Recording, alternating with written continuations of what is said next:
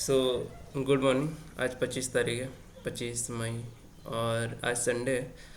और मैं आज लगभग मुझे जितना अभी तक साइकोलॉजी में आता है, लगभग लगभग चीज़ें आज हम लोग डिस्कस करेंगे। ठीक है, बेसिक्स मतलब introduction to human psychology complete. ठीक है, कई सारे एक्सपेक्ट है, कई सारे पैरामीटर्स है। वीडियो काफ़ी लंबी जाएगी। ठीक है, मैं नोट्स के हेल्प से लेक्चर लूँगा और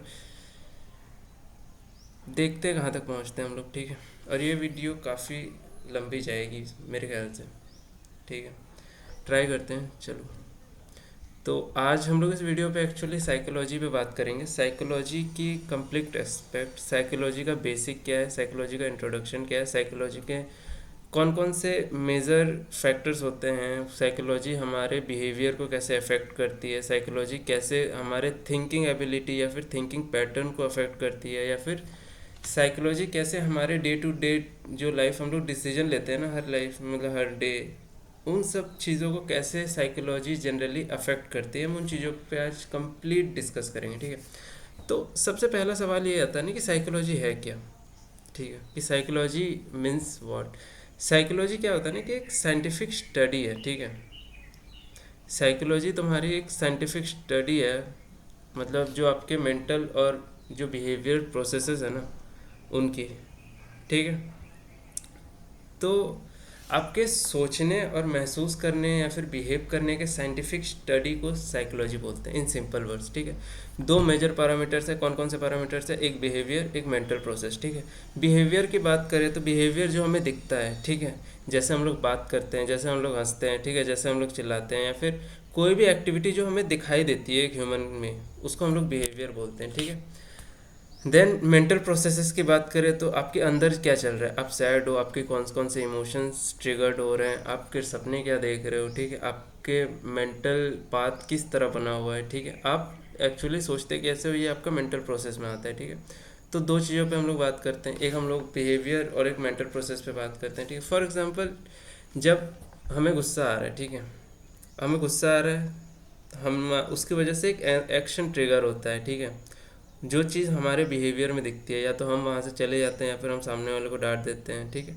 तो ये पूरा जो पैटर्न है ना, ये पूरा एक्शन है, ये पूरा एक्शन साइकोलॉजी के एक पार्ट में आता है। ठीक है, तो एक मेजर सवाल आता है कि हमें साइकोलॉजी पढ़नी क्यों चाहिए, या फिर हमें साइकोलॉजी में इंटरेस्ट आता क्यों है। ठीक है, तो खुद को समझने के लिए, ठीक है, दूसरों को इमोशंस और एक्शंस को समझने के लिए, बेटर डिसीजन लेने के लिए, स्ट्रेस और मेंटल हेल्थ हैंडल करने के लिए, इन सारे चीज़ों को समझने के लिए और इन सारे चीज़ों का आंसर देने के लिए हमें साइकोलॉजी पढ़नी चाहिए। ठीक है, एग्ज़ाम हम लोग देने जाते हैं तो हमें एनजाइटी होती है। ठीक है, हमारा बर्थडे होता है, फिर हम लोग किसी पार्टी में रहते हैं तो हमें खुशी होती है, कोई हमें छोड़ के चला जाता है तो हम दुखी हो जाते हैं। ठीक है, हर इमोशन हर एक एक्शन से ट्रिगर हो रहा है, हमें ये चीज़ समझ में आनी चाहिए कि क्यों क्यों हमारे इमोशंस हमारे एक्शंस को ट्रिगर कर रहे हैं, या फिर कभी कभी हमारे एक्शंस हमारे इमोशंस को ट्रिगर करते हैं। ठीक है, तो ये सारी चीज़ें साइकोलॉजी में आती है। ठीक है, तो मोटा मोटा आप लोगों को साइकोलॉजी का आइडिया हो गया हो कि हाँ, इस चीज़ को हम लोग साइकोलॉजी बोल सकते हैं। ठीक है, देन हम लोग आते हैं नेचर और नर्चर पर। ठीक है, इसका कहने का मतलब है कि हम लोग हमारा माइंडसेट या फिर हम कैसे बने। ठीक है, ये एक्चुअली जैसे हम लोग, जब मैं नेचर की बात करता हूँ ना, तो हमारी पर्सनैलिटी और बिहेवियर जीन से आती है। ठीक है, और जब मैं नर्चर की बात करता हूँ ना, तो हम कैसे पलते हैं, किस इन्वायरमेंट में रहते हैं, ये डिसाइड करता है। अब इन दोनों को ध्यान से समझो। ठीक है, नेचर, जैसे हम लोग बोलते हैं ना कि कोई इंसान बहुत इंट्रोवर्ट है, कोई इंसान बहुत कम बातें करता है, और वहीं पे एक अदर इंसान है जो बहुत एक्सट्रोवर्ट है, वो काफ़ी ज़्यादा बातें करता है। ठीक है, तो अब उसका जो बिहेवियर है, उसकी जो साइकोलॉजी है, वो दो चीज़ों पे डिपेंड कर रही है। एक तो उसका नेचर, ठीक है, जो उसके जीन्स में आ रहा होगा। ठीक है, और एक इसका नर्चर, वो जिस इन्वायरमेंट में उसे हम लोग रखेंगे ना, उस इन्वायरमेंट में वो उस इन्वायरमेंट के अकॉर्डिंग वो ढल जाएगा। ठीक है, सपोज दैट दो भाई हैं, दो जुड़वा भाई हैं। ठीक है, उन दोनों में जीन्स तो सेम होगी, बट उनको अगर एकदम अपोजिट इन्वायरमेंट में रखा जाए ना, तो मे भी पॉसिबिलिटी है कि दोनों की थिंकिंग स्टाइल चेंज हो जाए, और ये भी प्रॉबिलिटी है कि दोनों सेम तरीके से ग्रो करें, भले ही अलग अलग इन्वायरमेंट में रहे। ठीक है, तो ये दोनों कोई डिसाइडिंग फैक्टर नहीं है, बट अफेक्ट करते हैं। ठीक है, और इन दोनों का मिक्स ही एक साइकोलॉजिकल या फिर एक पर्सनैलिटी बनती है इन दोनों की मदद से, ठीक है, नर्चर और नेचर की वजह से, ठीक है। तो नर्चर नेचर जैसे हम लोग बोलते हैं उसमें जीन्स आ जाएंगे, डीएनए आ जाएंगे, आपकी ब्रेन की केमिस्ट्री आ जाएगी, ठीक है, आपकी इनबॉर्न टेंडेंसी आ जाएगी, आपके माता पिता से आने वाली जो कैरेक्टर्स है वो आ जाएंगे, ठीक है। तो ये सारी आपके जन्म से रहेगी, ठीक है, इसे हम लोग नेचर बोलेंगे, ठीक है। Then if we are talking about nurture, जो परवरिश में आती है, ठीक है, जैसे पेरेंट्स हो गए, आपके सोसाइटी का कल्चर हो गया, आपकी स्कूलिंग हो गई, स्कूल के दोस्त हो गए, बचपन के दोस्त हो गए, कॉलेज के दोस्त हो गए, ठीक है, ये सारे दोस्त आपको अफेक्ट करेंगे। Then the experiences you gone through in past years, ठीक है, अलग अलग टाइप्स के एक्सपीरियंसेस जब आप फील करोगे या फिर अलग अलग एक्सपीरियंस से आप अलग अलग आपकी लाइफ में जब एक्सपीरियंसेस आएगी तो उस हिसाब से भी आपकी साइकोलॉजी डेवलप करेगी, ठीक है।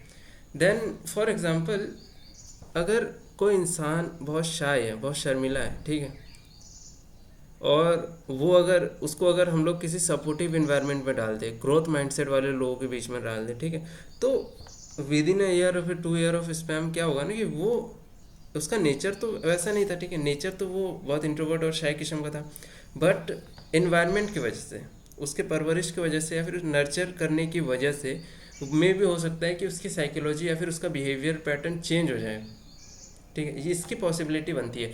इसीलिए हमें साइकोलॉजी पढ़नी चाहिए ताकि हम बाद में चल करके उन लोगों को या फिर उनकी वजह से कुछ अच्छा चेंज ला सके, ठीक है, जिनको ज़रूरत है। बहुत बहुत कोई होता है जिनके बचपन में ट्रॉमास की वजह से उनका बिहेवियर बहुत ख़राब हो जाता है, बहुत किसी होता है जिसके बचपन के ट्रॉमा की वजह से वो हैंग आउट नहीं कर पाते हैं, दोस्तों के साथ चिल नहीं कर पाते हैं, तो ऐसी प्रॉब्लम्स होती हैं, ठीक है। तो साइकोलॉजी अगर हम लोग पढ़ेंगे तो हम कहीं ना कहीं एक चीज़ होगा हमारे पास या फिर एक तरीका होगा कि हम लोगों के माइंड को ठीक कर सकते हैं, ठीक है।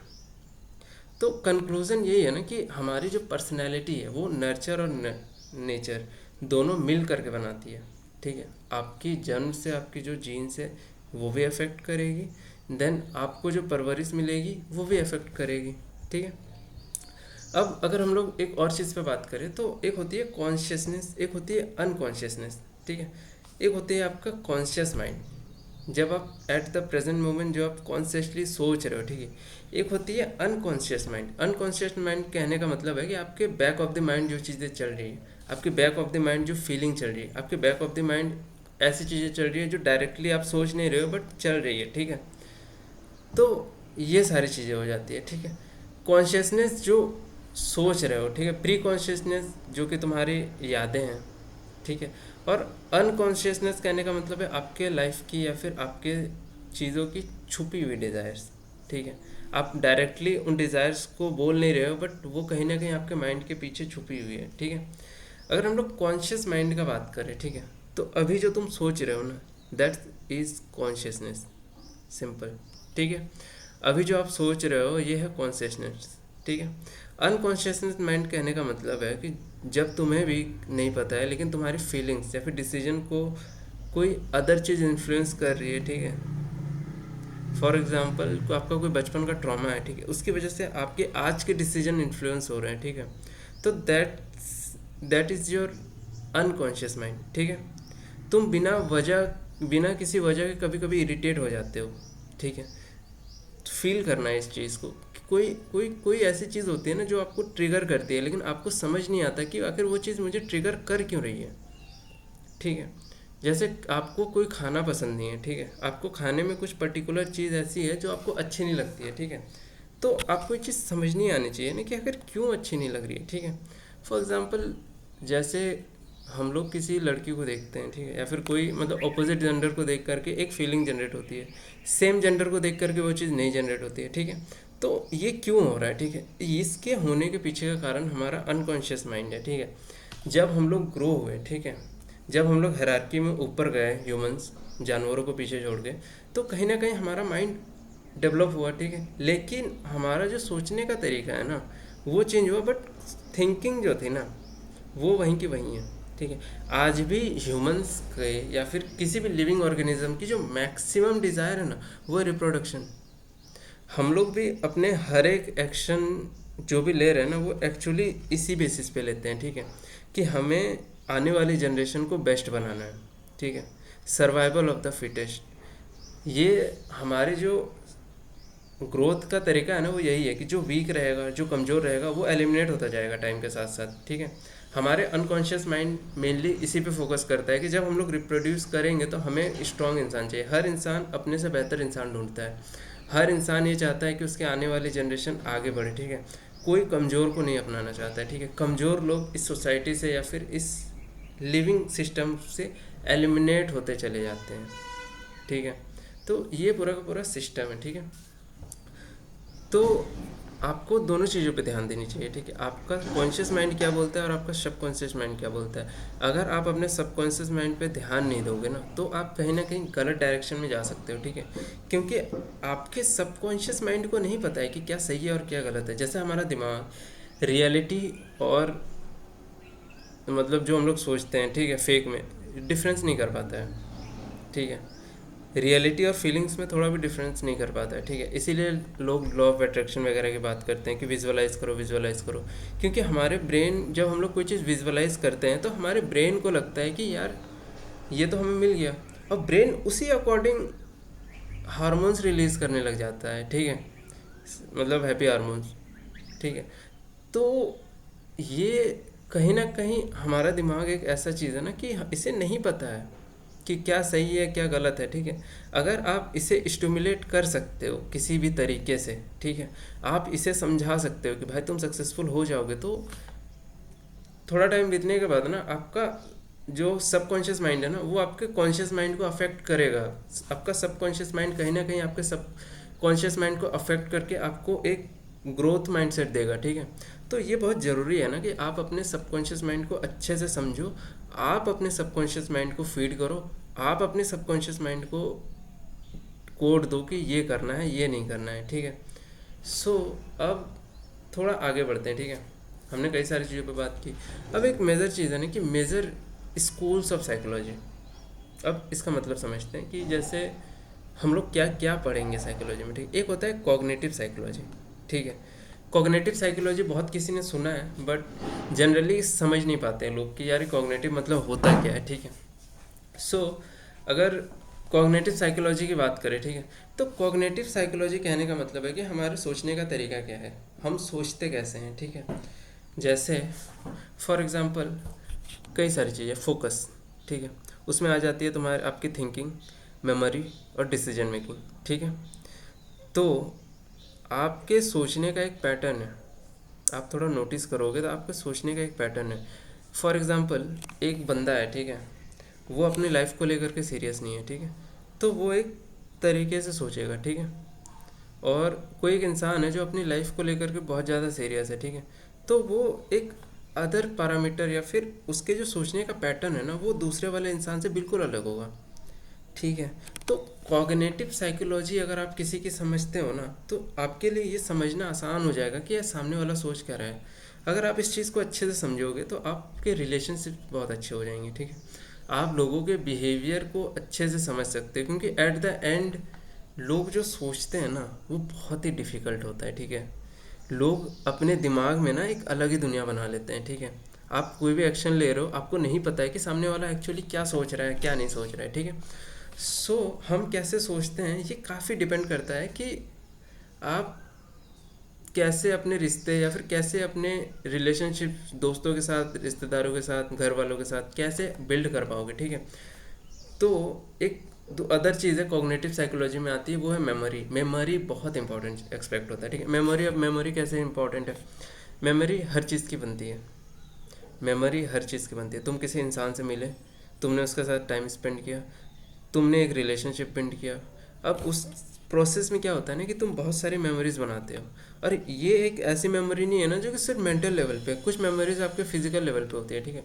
कई बार ऐसा होता है कि आप किसी पर्टिकुलर इंसान का टच आपके लिए बहुत स्पेशल बन जाता है, ठीक है, आपको नहीं पता क्यों, ठीक है, लेकिन आप जब उस इंसान का टच आपको मिलता है ना तो वो अलग फील देता है, ठीक है।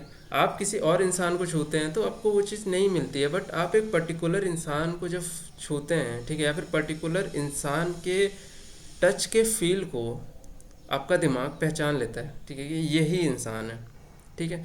तो मेमोरी हर चीज़ की होती है। मेमोरी आपके मेंटल लेवल पे भी होती है, आपके टच के लेवल पे भी होती है, आपके एक्सपीरियंस के बेसिस पे भी होती है। अब एक्सपीरियंस के बेसिस पे कहने का मतलब है, अगर आपके बचपन का कोई बहुत बुरा एक्सपीरियंस रहा है, आपको किसी एक चीज़ से अगर डरा दिया गया है, ठीक है, तो आप लॉन्ग टर्म में अपने फ्यूचर में भी उस चीज़ से डरोगे। ये होती है मेमोरी, ठीक है। आप अगर बचपन आपका अगर बहुत बुरा रहा है ना, तो बहुत ज़्यादा चांसेस है कि आप इंट्रोवर्ट हो, बहुत ज़्यादा चांसेस है कि आपके सोशल स्किल्स जीरो हो जाएंगी, बहुत ज़्यादा चांसेस है कि आप ज़्यादा लोगों से रिश्ते नहीं बना पाओगे, ज़्यादा आपकी कम्युनिकेशन स्किल्स अच्छी नहीं रहेगी, ठीक है। तो ये सारी चीज़ें एक्चुअली स्टार्ट आपकी मेमोरी से होती है, ठीक है। तो अब एक चीज़ पे बहुत ज़्यादा ध्यान देने की चीज़ है कि आपकी मेमोरी में क्या जा रहा है। इसीलिए लोग बोलते हैं कि पॉजिटिव रहो, अच्छा सोचो और अच्छे एक्सपीरियंसेस लो, क्योंकि अच्छी मेमोरीज हमेशा आपके अच्छे बिहेवियर को सपोर्ट करेगी, अच्छी मेमोरी हमेशा आपके अच्छे साइकोलॉजी को बूस्ट करेगी, ठीक है। लेकिन अगर बुरे एक्सपीरियंस होंगे, बुरे मेमोरीज बनेंगे, तो आपको कहीं ना कहीं वो नेगेटिवली अफेक्ट करेंगे, ठीक है।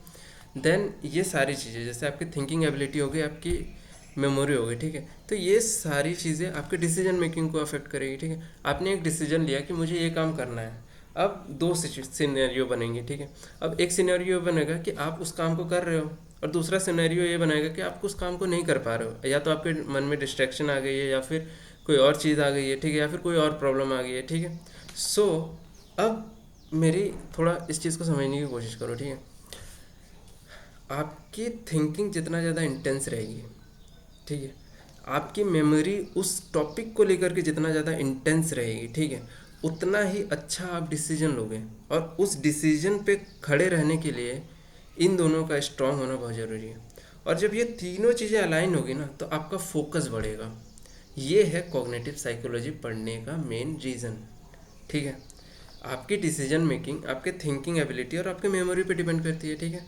और एक बार आपने अच्छा डिसीजन ले लिया, तो अब क्या होगा ना कि आप डिसीजन लेने के बाद आप उस पर अच्छे से एक्ट कर पाओगे, ठीक है। आपको डिस्ट्रैक्शंस डिस्ट्रैक्ट नहीं कर पाएंगे, ठीक है, क्योंकि आपने स्टार्टिंग से स्टार्ट किया है, ठीक है, आप बीच में नहीं घुसे हो, ठीक है। आपने कोई सरफेस लेवल पे डिसीजन नहीं लिया, आपने अपने दिमाग को देखा, आपने अपने कॉग्निटिव साइकोलॉजी को समझा, उसके आधार पे और अपने पास्ट एक्सपीरियंसेस, पास्ट मेमोरीज के आधार पे आपने एक डिसीजन लिया है। अब वो डिसीजन के सक्सेस रेट बढ़ जाएंगे, ठीक है।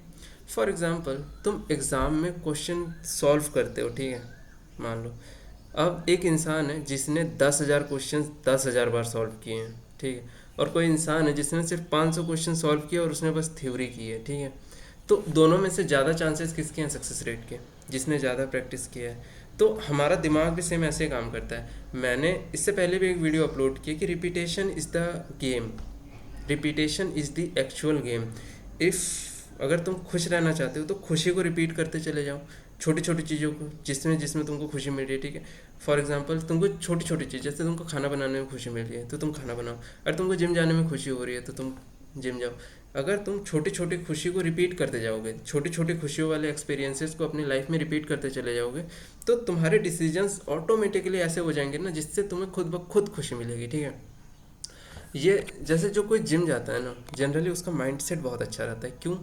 क्योंकि जिम जो बंदा रेगुलर जा रहा है, या फिर एक्सरसाइज जो बंदा रेगुलर कर रहा है, या फिर कोई भी फिजिकल एक्टिविटी जो बंदा रेगुलर कर रहा है, वो स्टार्ट भले ही फिटनेस के लिए करता हो, बट एक टाइम के बाद ना उस इंसान को उस चीज़ में मज़ा आने लग जाता है, ठीक है।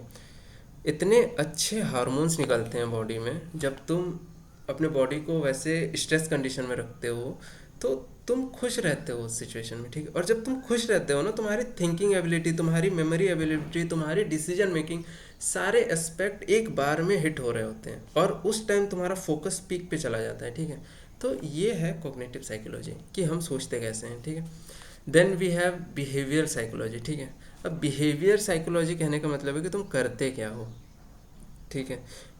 हमने एक चीज़ तो समझ ली कि हम सोचते कैसे हैं। अब हमारा काम यह है कि हमें बिहेवियर साइकोलॉजी के बारे में पढ़ना है। और बिहेवियर साइकोलॉजी कहने का मतलब है कि हम क्या करते हैं, ठीक है, हम करते क्या हैं, ठीक है। फॉर एग्ज़ाम्पल, बिहेवियर और उसके पीछे के रिवॉर्ड्स या पनिशमेंट। अब इसके बात को समझो। हमारा बिहेवियर एक्चुअली देखा जाए तो हमारा बिहेवियर हार्मोन्स पे डिपेंड करता है, और हार्मोन्स या तो आपको रिवॉर्ड की ओर ले जाएंगे, या तो आपको पनिशमेंट की ओर ले जाएंगे। या तो आप किसी काम को करके खुश हो जाओगे, या तो किसी काम को करके दुखी हो जाओगे। अब एक जनरल सी बात है, कोई इंसान दुखी होने के लिए काम नहीं करता है, कोई इंसान फेल होने के लिए गोल नहीं बनाता है, कोई इंसान फेल होने के लिए काम नहीं करता है, ठीक है। तो भाई तो दिक्कत कहाँ से है?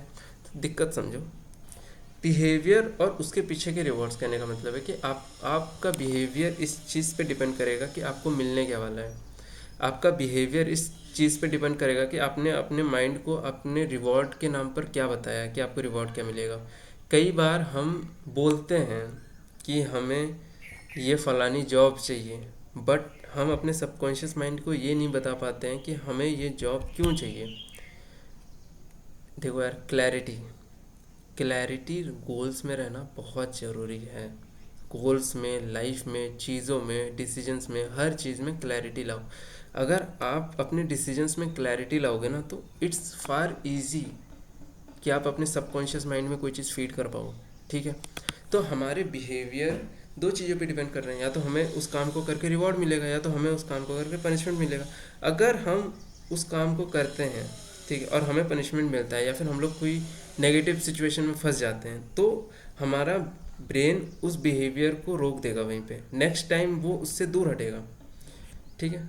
और जैसे फॉर एग्जांपल कोई इंसान है, ठीक है, अब वो काफ़ी टाइम तक ट्रॉमा में रहा है, ठीक है, या फिर मान लो कोई बच्चा है, उसको बहुत ज़्यादा टाइम पे बुली किया गया है स्कूल लाइफ में, ठीक है। अब उसका बिहेवियर किस तरीके से पैटर्न हो जाएगा? अब उसका बिहेवियर ऐसा हो जाएगा ना कि वो जब कॉलेज में जाएगा या फिर अपनी लाइफ में आगे बढ़ेगा ना कहीं लोगों से दूर भागेगा, क्योंकि उसके पास्ट मेमोरीज इतनी बुरी रही है, उसकी पास्ट मेमोरीज ऐसी रही है कि यार लोग तो मुझे बुली करते थे। सो हमें इस चीज़ पे ध्यान देना है कि हमारा बिहेवियर किस चीज़ पे डिपेंड कर रहा है, ठीक है। अपने बिहेवियर को अगर तुम समझ लेते हो ना, तो तुम्हारे लिए अगेन रिलेशनशिप बिल्ड करना बहुत आसान हो जाता है। आप अपने बिहेवियर को समझ लेते हो ना, तो आप लोगों को पहचान लोगे कि भाई इस इंसान के साथ मेरी वाइब मैच होगी, इस इंसान के साथ नहीं होगी, इसके साथ होगी तो क्यों होगी, इसके साथ नहीं होगी तो नहीं होगी, क्यों नहीं होगी, ठीक है। सो ये सारी चीज़ें होती है, ठीक है। फॉर एग्ज़ाम्पल हमारी कंडीशनिंग है, ठीक है। जैसे हमें, जैसे फॉर एग्ज़ाम्पल कोई काम है, ठीक है, जैसे मैंने जिम वाला एग्जांपल दिया। फॉर एग्ज़ाम्पल एक कुत्ता है, ठीक है, एक कुत्ते के साथ एक एक्सपेरिमेंट किया गया, ठीक है। एक इंसान है जो कुत्ते का मालिक है, ठीक है, वो बेल बजाता है। जैसे ही वो बेल बजाता है ना, तो उस कुत्ते को खाना मिलता है। जैसे ही वो बेल बजाता है, कुत्ते को खाना दिया जाता है, एक बार, दो बार, तीन बार, चार बार। जैसे ही उसका मालिक घंटे बजाता है, उस कुत्ते को खाना मिलता है, ठीक है। तब उस कुत्ते ने क्या किया ना, खाने को उस बेल के साथ एसोसिएट कर लिया, ठीक है। तो हमारा दिमाग भी ऐसे ही काम करता है, हम कोई काम करते हैं, हमें उसमें रिवॉर्ड मिलता है, और हमारा ब्रेन क्या करता है, उन दोनों चीज़ों को एसोसिएट कर देता है। सेम हमारा ब्रेन क्या करता है कि हमारी, और अगर हमें किसी काम में पनिशमेंट मिल रही है, तो हमारा ब्रेन हमें उस चीज़ से एसोसिएट कर लेता है, ठीक है, किस चीज़ की वजह से पनिशमेंट मिल रही है। और इन दोनों की वजह से हमारा बिहेवियर डिसाइड होता है कि भाई तुम्हारा बिहेवियर कैसा जाएगा, ठीक है। और एक साइकोलॉजिकल पैरामीटर वो है जिसे हम लोग बोलते हैं ह्यूमनिस्टिक साइकोलॉजी, ठीक है। ह्यूमनिस्टिक साइकोलॉजी कहने का मतलब है कि हम क्या बन सकते हैं, what are our capabilities, what are our potential, ठीक है, या फिर हम लाइफ में कितना फाड़ सकते हैं, कितना उखाड़ सकते हैं, ठीक है। तो इसमें एक्चुअली वही चीज़ें आ जाती है कि सेल्फ ग्रोथ आ जाता है, पोटेंशियल आ जाता है, पॉजिटिविटी आ जाता है, ठीक है। अब एक्चुअली जो इस चीज़ में हम लोग पढ़ते हैं ना, वो हायरार्की ऑफ नीड्स पढ़ते हैं, ठीक है, कि कॉमन नीड्स हमारी क्या है, ठीक है, रोटी कपड़ा मकान। उसके बाद हम लोग मेडिकल फैसिलिटीज़ की तरफ जाते हैं, उसके बाद हम लोग लाइफ में स्पिरिचुअल ग्रोथ की तरफ जाते हैं, उसके बाद हम लोग लाइफ में देखते हैं कि इससे ऊपर भी क्या जा सकते हैं, ठीक है। तो ह्यूमनिस्टिक साइकोलॉजी कहने का मतलब है कि हम लोग धीरे धीरे धीरे धीरे ऊपर बढ़ते हैं मेंटल लेवल पे, साइकोलॉजिकल लेवल पे, ठीक है, कि हमने एक लेवल पे सारी चीज़ें अचीव की, मटेरियलिस्टिक चीज़ों को अचीव किया, देन हम लोग उससे ऊपर जाएंगे, देन उस पर ऊपर जाएंगे, ठीक है। तो ये एक फ्लो है बहने का, हमारा दिमाग ऐसे काम करता है, हम लोग हमेशा चाहते हैं कि हम आगे बढ़े। अब ये चीज़ जनरली दिखाई देती है जनरेशन में, एक जनरेशन जितना कमा रही होती है, मैक्सिमम मतलब चांसेस होते हैं कि नेक्स्ट जनरेशन उससे बेहतर करे, ठीक है, क्योंकि उसको बेस अच्छा मिलता है, ठीक है। तो हम ह्यूमनिस्टिक साइकोलॉजी कहने का मतलब है कि तुम्हारे अंदर कितना पोटेंशियल है, तुम कितना ग्रोथ कर सकते हो, तुम कहाँ तक पहुँच सकते हो, ठीक है। देन एक और चीज़ आती है साइको एनालिटिक साइकोलॉजी, ठीक है। इसका मतलब है कि हमारे अंदर क्या क्या छुपा हुआ है। तुम्हारे तुम्हें भी एक चीज़ समझ नहीं आता है ना, कि तुम्हारा जो अनकॉन्शियस माइंड है ना, वो बहुत बड़ा है। तुम्हारा जो अनकॉन्शियस माइंड है वो कोई छोटी चीज़ नहीं है, ठीक है। तुम्हें उस चीज़ को समझना पड़ेगा। तुम्हारे अनकॉन्शियस माइंड में इतना सारा डेटा भरा हुआ है ना, जितना तुम सोच नहीं सकते हो, ठीक है। अब उस डेटा के अकॉर्डिंग तुम्हारे डिसीजंस होते हैं, उस डेटा के अकॉर्डिंग तुम डिसाइड करते हो कि तुम्हें क्या करना है, ठीक है। तो वो जो डेटा है ना, वो एक्चुअली चीज़ है कि तुम्हारे अंदर क्या क्या छुपा हुआ है, ठीक है। जो भी तुम्हारे, मान लो तुम्हारी एज 20 साल हो रही है, ठीक है, तो पिछले 20 साल में, ठीक है, तुमने जो जो चीज़ें अपने दिमाग में स्टोर की हैं, वो सारी चीज़ें कहीं ना कहीं तुम्हारे बिहेवियर को, तुम्हारी साइकोलॉजी को अफेक्ट करेगी ही करेगी, ठीक है। पर्सनैलिटी बनने में टाइम लगता है, ठीक है, उसका रीज़न है, समझ रहे हो। तो इन सारे पैरामीटर्स को हमें समझना पड़ता है। तो अगेन एक बार मैं अगर तुम्हें रिवाइज करा दूं, तो एक कॉग्निटिव साइकोलॉजी है, एक बिहेवियर साइकोलॉजी है, एक ह्यूमनिस्टिक साइकोलॉजी है, एक साइको एनालिटिक साइकोलॉजी है, ठीक है। कॉग्निटिव साइकोलॉजी में हम लोग सोच और मेमोरी के बारे में पढ़ते हैं, ठीक है। बिहेवियर साइकोलॉजी में हम लोग एक्शन को देखते हैं, फिर हैबिट्स को देखते हैं। ह्यूमनिस्टिक साइकोलॉजी में हम लोग गोल्स, पोटेंशियल, इन सब की बात करते हैं, ठीक है। और जो साइको एनालिटिक साइकोलॉजी, उसमें हम लोग इनर कॉन्फ्लिक्ट्स की बात करते हैं कि तुम्हारे विद इन अनकॉन्शियस माइंड क्या क्या चीज़ें भरी हुई है, जिनकी वजह से तुम्हें डिसीजन लेने में या फिर अलग अलग और चीज़ों में कॉन्फ्लिक्ट्स का सामना करना पड़ता है, ठीक है। अब एक जनरल सी चीज़ है कि इतना तो हो गया, ठीक है। अब इसको करने का फ़ायदा क्या है, ठीक है। तो अब तुम एक चीज़ सोचोगे ना कि यार, हाँ, हम लोग अब ये जो मैंने बात की ना, इसको जनरल साइकोलॉजी बोल सकते हो या फिर साइकोलॉजी का इंट्रोडक्शन बोल सकते हो, ठीक है। अब सोच के देखो कि तुम इन चीज़ों को कहाँ कहाँ अप्लाई कर सकते हो। अब एक काम करो, अपना सिचुएशन, ठीक है, या फिर अपने बारे में एक बुक में या एक कॉपी में लिखो, ठीक है, अच्छे से लिखो, समझे। अब उसको सॉरी, उसको जब तुम लिखोगे ना, और उसका जब तुम एनालाइज करोगे, अपने पसंद को, अपनी नापसंद को, अपनी पास्ट एक्सपीरियंस को, अपनी प्रेजेंट एक्सपीरियंस को, सारी चीज़ों को जब तुम लिखोगे एक जगह पे ना, तो तुम्हें कहीं ना कहीं एक चीज़ दिखाई देगी। उसे बोलते हैं कि तुम अपने माइंड को समझने लगोगे। जो इंसान अपने माइंड को नहीं समझ सकता है ना, उसको डिस्ट्रैक्शंस पकड़ लेती है बहुत गंदे तरीके से। तो ये बहुत इम्पॉर्टेंट है कि तुम अपने माइंड को अच्छे से समझो, ठीक है। अब अब मेन चीज़ है कि अब चलो इसके बाद आते हैं, ठीक है। तो यहाँ तक तो मेरा इंट्रोडक्शन था, ठीक है। इसके बाद आते हैं कि हमारा जो कॉग्निटिव सिस्टम है, जो कॉग्निटिव साइकोलॉजी है, ठीक है, उसको थोड़ा अच्छे से देखते हैं कि आखिर उसमें हमें क्या क्या क्या क्या चीज़ें देखनी है, ठीक है, या फिर क्या क्या समझना है, ठीक है। तो हम लोग सोचते कैसे हैं, हमारा प्राइम सवाल था जब मैंने कॉग्निटिव साइकोलॉजी का बताया था कि हाउ वी थिंक, ठीक है। तो एक चीज़, एक वर्ड आता है परसेप्शन, ठीक है। अब ये भी बहुत कॉम्प्लिकेटेड वर्ड है अगर देखा जाए तो, और बहुत इजी वर्ड है अगर देखा जाए तो। परसेप्शन कहने का मतलब है कि हम दुनिया को किस तरीके से समझते हैं, ठीक है। परसेप्शन का मतलब है कि जो चीज़ें हम देखते हैं, जो चीज़ें हम सुनते हैं, जो चीज़ें हम फील करते हैं, उनका एक इंटरप्रिटेशन हमारा ब्रेन बनाता है। क्लियर है? दोबारा समझो, परसेप्शन कहने का मतलब है कि हमने एक चीज़ को देखा, हमने एक चीज़ को फील किया, और हमने एक चीज़ को सुना। अब इन तीनों की वजह से हमारा ब्रेन एक इंटरप्रिटेशन बनाता है कि हाँ, ये चीज़ ऐसी होनी चाहिए, ठीक है। दैट्स कॉल्ड परसेप्शन, ठीक है। फॉर एग्ज़ाम्पल, एक आदमी है, वो एक रास्ता क्रॉस करता है, ठीक है, ठीक है। तुम उस इंसान को कॉन्फिडेंट भी बोल सकते हो या फिर इरेस्पॉन्सिबल भी बोल सकते हो, दोनों समझ सकते हो, डिपेंड करता है तुम्हारा मूड। अब ये सीनैरियो समझाता हूँ। एक इंसान है, वो रोड के सामने आया, उसने बिना सोचे समझे रोड क्रॉस कर दी। अब देखने वाले इंसान दो तरीके के होंगे, ठीक है। एक होंगे जो सोचेंगे कि यार, इसमें तो अच्छा कॉन्फिडेंस है, ये ऐसे ही रोड क्रॉस कर दे रहे हैं, ठीक है। दूसरा बोलेगा ये इरिस्पॉन्सिबल सिटीजन है। फॉर एग्जांपल, मैं जिम में जा कर के बहुत हैवी वेट मारता हूँ, ठीक है। तो कुछ लोग मुझे देख करके ये भी बोलेंगे कि यार हाँ, इसकी स्ट्रेंथ बहुत अच्छी है। वहीं पे कुछ लोग ये बोलेंगे कि यार, ये तो ईगो लिफ्टिंग कर रहा है। तो हमारा परसेप्शन इस चीज़ पे डिपेंड करता है कि सामने वाला, मतलब हर किसी का परसेप्शन अलग अलग है, according to their mind, according to their psychology, ठीक है। मतलब तुम सोच नहीं सकते, या फिर तुम इस चीज़ को एक ही जगह पे या फिर एकदम स्टैटिक अप्लाई नहीं कर सकते हो कि किसी का परसेप्शन तुम्हारे लिए मतलब फिक्स रहेगा कि यही रहेगा, नहीं। तुम अगर 10 लोगों से मिल रहे हो ना, तो मे भी शायद 10 परसेप्शन है तुमको देखने के, 10 लोग तुम्हें 10 अलग अलग टाइप से देख रहे हैं, ठीक है। तो ये डिफरेंस होता है, ठीक है, ये होता है इंटरप्रिटेशन, ठीक है। उसके बाद हम लोग बात करें तो एक चीज़ होती है अटेंशन, ठीक है।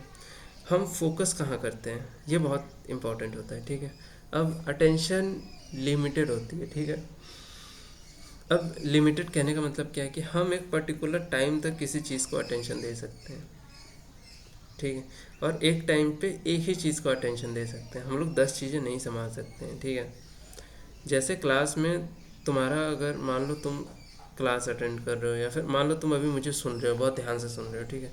अभी तुम्हारा फ़ोन रिंग करेगा या फिर फ़ोन वाइब्रेट करने लग जाएगा, तो कहीं ना कहीं तुम्हारा अटेंशन ख़राब हो जाएगा। मैंने अभी ये चीज़ बोली, बहुत लोग फ़ोन देखने लग गए होंगे। तो ये चीज़ें होती है, ठीक है। तुम्हारा अटेंशन एक ही चीज़ को दे सकते हो एक पर्टिकुलर टाइम पर, तुम 10 जगह अपने दिमाग को अटेंशन नहीं दे सकते हो। तो तुम्हें इस चीज़ को भी अच्छे से समझना पड़ता है। ये सारी चीज़ें किस में आ रही है, ये सारी कॉग्निटिव थिंकिंग में आ रही है। कॉग्निटिव थिंकिंग हम लोग क्यों पढ़ रहे हैं, क्योंकि हमें जानना है कि हम सोचते कैसे हैं। तो सबसे पहला चीज़ हो जाता है परसेप्शन, जिसके बारे में मैंने आपको पूरा बताया। दूसरा चीज़ हो जाती है अटेंशन। तुम जिस चीज़ को देखोगे उस पर फोकस करने लग जाओगे, देन तुम्हारा अटेंशन उसी चीज़ पे आ जाएगा, ठीक है। तो अपने अटेंशन को समझो, ठीक है। अटेंशन तुम जिसे दे रहे हो और क्यों दे रहे हो, उस चीज़ को समझो। और एक चीज़ खुद से पूछो, क्या मैं जितना अटेंशन इस पर्टिकुलर चीज़ को दे रहा हूँ, क्या मुझे देना चाहिए। अगर तुम्हें उतना अटेंशन उस चीज़ को नहीं देना चाहिए तो मत दो, ठीक है। डिस्ट्रैक्शंस का मेन रीज़न यही है ना कि हम लोग एक चीज़ पे फोकस नहीं कर पाते हैं, ठीक है। हमारे में क्लैरिटी नहीं रहती कि हमें करना क्या है। अब हमें जब यही नहीं पता कि हमें फोकस कहाँ करना है, तो हम अटेंशन कहाँ से देंगे, ठीक है। तुम्हारा फोकस वहीं बनेगा जिसे तुम देखोगे, तुम्हारा फोकस वहीं बनेगा जहाँ तुम सोचोगे कि हाँ चलो ये काम करना है, तो हमारा अटेंशन इस पर्टिकुलर चीज़ में हो, ठीक है। अब एक और चीज़ आ जाती है इसमें, ठीक है। तुम्हारा माइंड जिस चीज़ को इम्पोर्टेंट समझता है ना, उस चीज़ पे तुम ऑटोमेटिकली अटेंशन देने लग जाओगे, ठीक है। तुम्हारा माइंड को अगर लगता है कि तुम्हारे पास दो काम है, ए और बी, और ए तुम्हारे माइंड को लगता है कि इम्पोर्टेंट है, तो उस चीज़ पे ज़्यादा फोकस करोगे, उस चीज़ पे ज़्यादा अटेंशन दोगे, ठीक है। तो तुम्हारा माइंड डिसाइड करता है कि तुम कहाँ फोकस करोगे और कितना फोकस करोगे और किस चीज़ को कितना अटेंशन दोगे, ठीक है। अब एक और चीज़ आती है इसमें, मेमोरी, ठीक है। कि हम लोग चीज़ों को याद कैसे रखें, या फिर हम याद रखते हैं तो रखते कैसे हैं, ठीक है। एक होती है सेंसरी मेमोरी, ठीक है। एक होती है शॉर्ट टर्म मेमोरी, एक होती है लॉन्ग टर्म मेमोरी। फिर से समझो, एक होती है सेंसरी मेमोरी, एक होती है शॉर्ट टर्म मेमोरी, एक होती है लॉन्ग टर्म मेमोरी, ठीक है। तो सेंसरी मेमोरी कहने का मतलब क्या है, जो आपने किसी गर्म चीज़ को हाथ लगाया, 1-2 सेकंड की सेंसेशन होगी, फिर चली जाएगी। अब वो सेंसेशन आपको दोबारा जब आप दूसरी चीज़ छूओगे तभी होगी, बट वो जो सेंसेशन आपको हो रही है ना, वो पर्टिकुलर 1-2 सेकंड के लिए ही हो रही है। तो दैट्स कॉल्ड सेंसरी मेमोरी। फिर होती है शॉर्ट टर्म मेमोरी, जो 20-30 सेकंड तक रहती है, ठीक है। आपने अभी कुछ खाया, अब उसका टेस्ट आपको थोड़े टाइम तक रहेगा, ठीक है। आपने कुछ अच्छा काम किया, अब उसका फीलिंग, ठीक है, वो थोड़े टाइम तक रहेगी, ठीक है।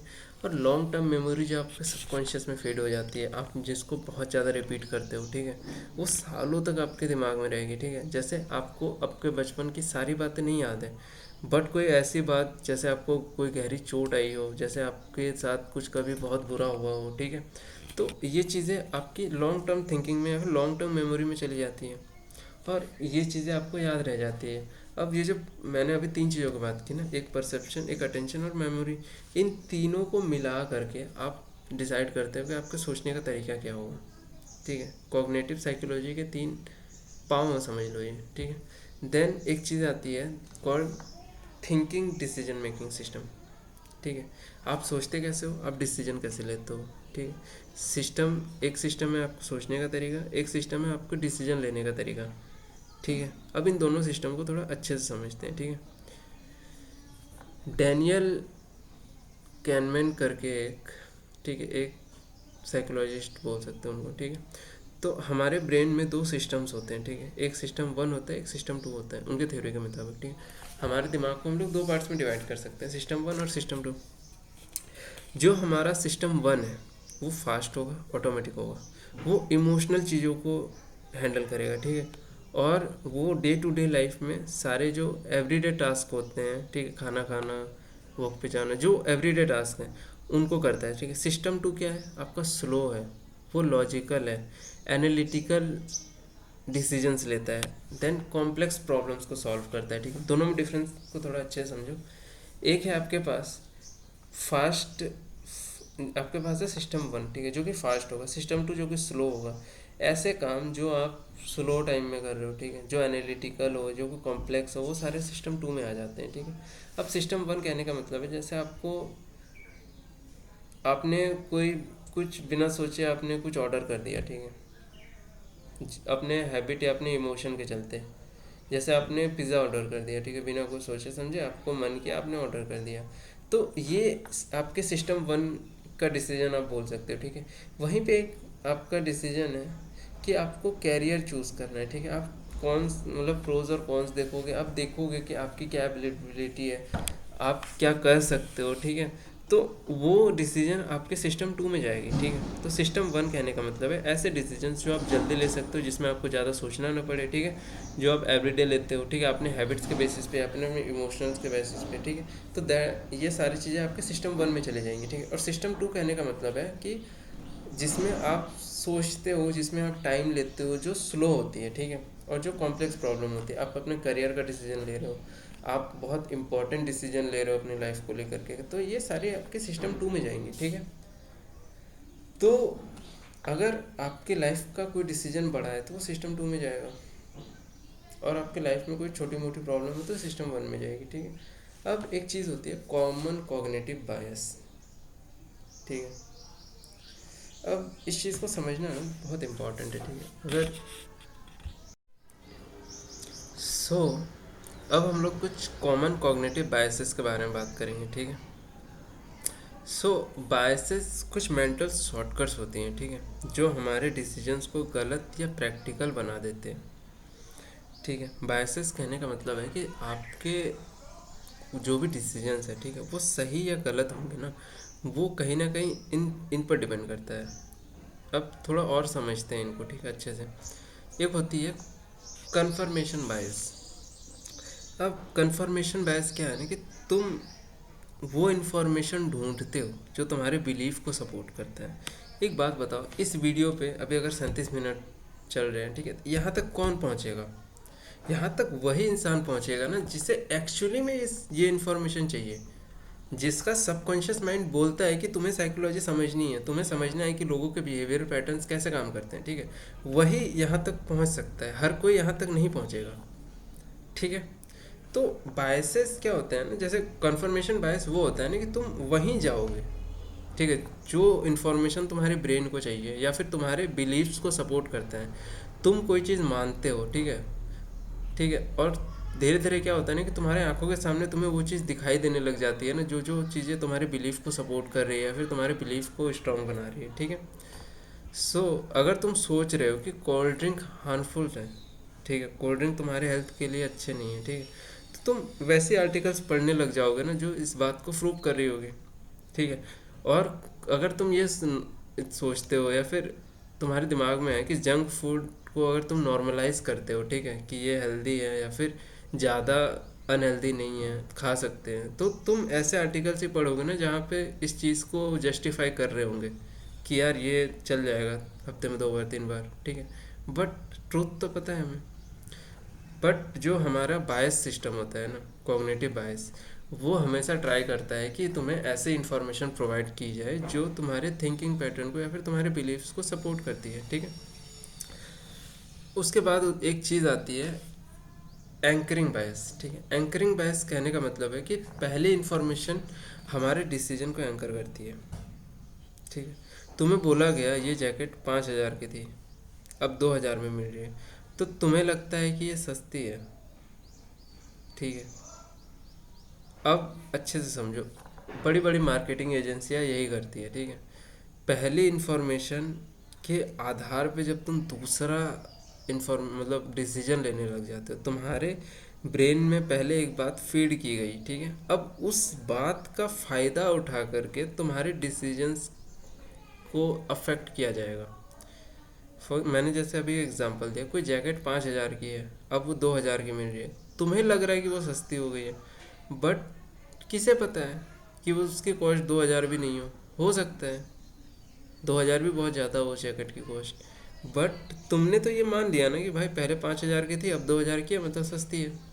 तो दिस इज कॉल्ड एंकरिंग बायस। जब प्रीवियसली लोडेड इन्फॉर्मेशन या फिर पहले की दी हुई इन्फॉर्मेशन के आधार पे या फिर उसके बेसिस पे तुम आने वाली या फिर अपने नेक्स्ट डिसीजंस को अप्लाई करते हो या फिर उन्हें लेते हो, ठीक है। एक होती है आपकी कि जो चीज़ या फिर जो इंसिडेंट रिसेंट या शॉकिंग होते हैं ना, उसे तुम ज़्यादा कॉमन समझने लग जाते हो, ठीक है। अब एक चीज़ समझेंगे, अगर न्यूज़ में प्लेन क्रैश आ रहा है, ठीक है, कि एयरप्लेन क्रैश हो गया है या फिर ऐसी न्यूज़ अगर तुम सुनते हो, तो तुम सोचने लगते हो कि प्लेन सेफ नहीं है, ठीक है। मतलब कि अगर कोई शॉकिंग इंसिडेंट तुम देख लेते हो, ठीक है, या फिर कोई शॉकिंग इंसिडेंट से तुम गुजरते हो, तो पता नहीं क्यों लेकिन तुम्हारा माइंड क्या करता है ना कि एक उस चीज़ को, उस अनसेफनेस को, ठीक है, कॉमन करने लगता है। मतलब तुम्हारे दिमाग तुम्हें ये बताएगा कि यार ये चीज़ें होने के चांसेस है, रिस्क है, ठीक है। तो ऐसी चीज़ें होती है, इसको हम लोग अवेलेबिलिटी हेरिस्टिक बोलते हैं, ठीक है। उसके बाद एक चीज़ आती है ओवर कॉन्फिडेंस बायस, ठीक है, अपने डिसीजंस पे हद से ज़्यादा कॉन्फिडेंस होना। मतलब कि तुम्हें तुम्हारा जो एक्चुअल डेटा है वो कुछ भी हो, बट तुम्हें अपना डिसीजन पे ओवर कॉन्फिडेंस है, ठीक है। मतलब तुम अब हिलने को ही तैयार नहीं हो, तुम्हें लगता है कि तुम सही हो। तो इसको हम लोग ओवर कॉन्फिडेंस बायस करते हैं, और इस चीज़ को समझाने के लिए मुझे ज़्यादा एग्जांपल देने की ज़रूरत नहीं है। हर किसी के साथ या फिर हर किसी के ग्रुप में या फिर कहीं ना कहीं ऐसे बंदे आपको मिल जाते होंगे जो अपनी सोच को लेकर के बहुत रिजिड होते हैं। वो सोचना समझना सुनना चाहते ही नहीं है, ठीक है। उनके उनका जो बात है ना, उनको लगता है कि यार मैं बहुत सही हूँ, ठीक है, मैं सामने वाले को सुनूंगा ही नहीं, मैं जो बोल रहा हूँ वही सही है। तो इसको ओवर कॉन्फिडेंस बायस बोलते हैं, ठीक है। देन अब इस चीज़ों को समझने के बाद ना, अब आप अच्छे से चीज़ों को, अब ये मैंने बात की कॉग्निटिव साइकोलॉजी की, ठीक है। अब कॉग्निटिव साइकोलॉजी समझने के बाद आप कम से कम ये तो समझ गए होंगे कि आपका दिमाग किसी चीज़ को के बारे में सोचता कैसे है, ठीक है। आप जैसे इस चीज़ को समझ जाओगे कि आपका दिमाग सोचता कैसे है, तो आप कहीं ना कहीं आप आपके डिसीजंस का लेवल थोड़ा ठीक हो जाएगा, ठीक है। कहीं ना कहीं आप चीज़ों को समझ जाओगे कि हाँ, मेरा दिमाग अगर इस डिसीजन को लेकर के ऐसे बिहेव कर रहा है फिर ऐसे सोच रहा है, तो उसका कोई रीज़न है और ये रीज़न है, ठीक है। अब हम लोग वीडियो में आगे बढ़ते हुए ये डिस्कस करेंगे कि हम लोग फील कैसे करते हैं, ठीक है। हमारा जो इमोशनल सिस्टम है वो कैसे काम करता है, वो आखिर किन किन चीज़ों पे या फिर किन किन फैक्टर्स पे वो चीज़ डिपेंड करती है, ठीक है। तो हाउ वी फील, हमारा इमोशनल सिस्टम कैसे काम करता है, हम लोग उस चीज़ पे बात करेंगे, ठीक है। तो सबसे पहले ना हम लोग एक चीज़ डिफाइन करते हैं, that's called what is emotion, ठीक है। इमोशंस क्या होते हैं, ठीक है। इमोशंस का मतलब क्या होता है, तुम्हारी लाइफ में इमोशंस कितने इंपॉर्टेंस रखते हैं। तुम्हारे अंदर की जो फीलिंग है, ठीक है, और तुम्हारी बॉडी का जो रिएक्शन है, इसको इमोशन बोलते हैं। दोबारा समझो, ढंग से समझने की कोशिश करो। तुम्हारे अंदर की एक फीलिंग है और उसके साथ अटैच्ड एक बॉडी का रिएक्शन है, इसको हम लोग इमोशन बोलते हैं। फॉर एग्ज़ाम्पल, तुम्हें किसी को देख करके अच्छा लग रहा है, तुम्हें किसी से प्यार हो जाता है, ठीक है, तो तुम्हारे बॉडी के अंदर एक सेंस ऑफ हैप्पीनेस या फिर एक हैप्पीनेस की फीलिंग आती है, और उस हैप्पीनेस की वजह से बॉडी एक रिएक्शन देती है, वो होती है खुशी। सेम चीज़। तो तुम्हारी बॉडी अब कैसे रिएक्शन करेगी कि कहीं ना कहीं एक बॉडी सिग्नल देने लगती है कि तुम्हें अच्छा लग रहा है। क्यों अच्छा लग रहा है, तुम्हारी बॉडी में हार्मोनल चेंजेस हो रहे हैं, ठीक है, या फिर विजुअली तुम्हें कोई चीज़ अच्छी लग रही है, ठीक है। तो अब तुम्हारी फीलिंग जो है किसी को ले करके या फिर किसी चीज़ की वजह से या फिर किसी भी वजह से, ठीक है, तुम्हारी बॉडी के रिएक्शन को ट्रिगर कर रही है, इस चीज़ को इमोशन बोलते हैं सिंपली। तुम्हें डर लगता है, अब डर लगने की वजह से तुम्हारा बॉडी रिएक्शन क्या दे रहा है, तुम्हारे हार्ट बीट तेज हो जा रही है, तुम्हारे हाथ काँप रहे हैं, तुम्हारी बॉडी काँप रही है, तो ये पूरा का पूरा जो सीन है, ये इसको इमोशन बोलते हैं, ठीक है। कि तुम्हारे अंदर की एक फीलिंग है, वो फीलिंग, उस फीलिंग की वजह से तुम्हारा जो बॉडी का रिएक्शन है वो चेंज हो रहा है, ठीक है, या फिर उसमें इफेक्ट पड़ रहा है, तो दैट्स कॉल्ड इमोशन। और अगर हम लोग इमोशनल हेल्थ की बात करें, ठीक है, इमोशंस की अगर हेल्प करने की या फिर ऐसी इमोशंस की बात करें, जैसे एक सर्वाइवल इमोशन है, ठीक है। सर्वाइवल कहने का मतलब है कि जैसे हमें डर लगता है, ठीक है, तो हम चाहते हैं कि हम डेंजर से बचें, ठीक है। बिहेवियर गाइड करना मतलब अगर आपको गुस्सा आता है, ठीक है, तो आप या तो फाइट करोगे या तो प्रोटेस्ट करोगे, ठीक है। तो इमोशंस बिना वर्ड्स के भी एक्सप्रेस हो जाते हैं, ठीक है, जैसे रोना, मुस्कुराना, चिल्लाना, ठीक है। तुम्हें ज़रूरी नहीं है कि वर्ड्स ही तुम्हारे इमोशंस को ट्रिगर मतलब बताएंगे या एक्सप्रेस करेंगे, ठीक है। तुम रो रहे हो तो कोई इंसान बोल देगा कि हाँ तुम दुखी हो, तुम बहुत ज़्यादा मुस्कुरा रहे हो, कोई इंसान बोल देगा कि तुम खुश हो, ठीक है। तो ज़रूरी नहीं है कि तुम्हारे इमोशंस किसी वर्ड से एसोसिएट हो, ठीक है। वो इमोशंस तुम्हारे बिहेवियर में दिख जाते हैं, ठीक है। अब एक जनरल सा क्वेश्चन आता है कि वाई डू हैव इमोशंस, हमारे अंदर आखिर इमोशंस है ही क्यों, इमोशंस का काम क्या है, क्यों चाहिए इमोशंस, नहीं होगा इमोशन। कई बार हम लोग बोलते हैं ना कि यार इमोशन लेस हो जाओ, लाइफ में प्रॉब्लम्स कम हो जाएंगी, तो आखिर हमारे में इमोशंस है क्यों, what are the reasons.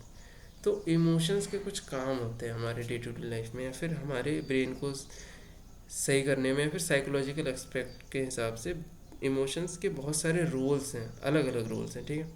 For example पहला रोल है आपका सोशल कनेक्शन, ठीक है। जो आपके इमोशंस होंगे वो कहीं ना कहीं आपके सोशल कनेक्शन बिल्ड करने में हेल्प करेंगे, ठीक है। जैसे प्यार हो गया, एम्पैथी हो गई, दोस्ती हो गई, ठीक है। तो ये सोशल कनेक्शन बनाने में हेल्प करते हैं, ठीक है। ये इमोशंस, आपको किसी इंसान से सबसे पहले प्यार होता है, आप उसे पसंद करने लग जाते हो, या फिर आप किसी इंसान के साथ जब आप रेगुलरली टाइम वक्त बिताते हो तो आपकी इमोशनली आप उस इंसान से अटैच्ड हो जाते हो, ठीक है। तो सोशल कनेक्शन बनाने में सबसे बड़ा रोल इमोशंस का होता है, ठीक है। आपके इमोशंस की वजह से आपको किसी से दोस्ती, दुश्मनी या फिर प्यार हो जाता है, ठीक है। तो जो सबसे पहला काम है इमोशंस का वो है कि सोशल कनेक्शन बनाना, आपके दोस्त, आपके घर वाले, सोसाइटी से, ठीक। दूसरा काम होता है इमोशंस का डेंजर को डिटेक्ट करना। अगर आपको डर लग रहा है, आपको बुरा लग रहा है, आप एक ऐसी कंडीशन में फंसे हो जहाँ पे दिख रहा है कि आपकी जान को खतरा है, तो आपका ब्रेन डेंजर को डिटेक्ट कर लेगा। कई बार ऐसा भी होता है ना, जैसे फोबिया, किसी को वाटर फोबिया होता है, ठीक है, एक्वाफोबिया जिसको बोलते हैं, कि उसे पानी से डर लग रहा है। ये जब रेबीज़ का कोई पेशेंट होता है तो उनमें ये सिम्टम दिखती है, ठीक है, रेबीज़ के पेशेंट को ऐसी दिक्कत होती है। तो एक्चुअली क्या है, उसका जो इमोशन है ना वो पानी से ट्रिगर हो रहा है, और उसका इमोशन की वजह से उसके ब्रेन को लग रहा है कि ये डेंजर सिचुएशन है। अब उसकी वजह से उसका ब्रेन उस मुताबिक काम कर रहा है। तो हमारा जो इमोशन है ना वो डेंजर को डिटेक्ट करने में बहुत ही ज़्यादा बड़ा रोल प्ले करता है, ठीक है। हमें डर लगना भी चाहिए।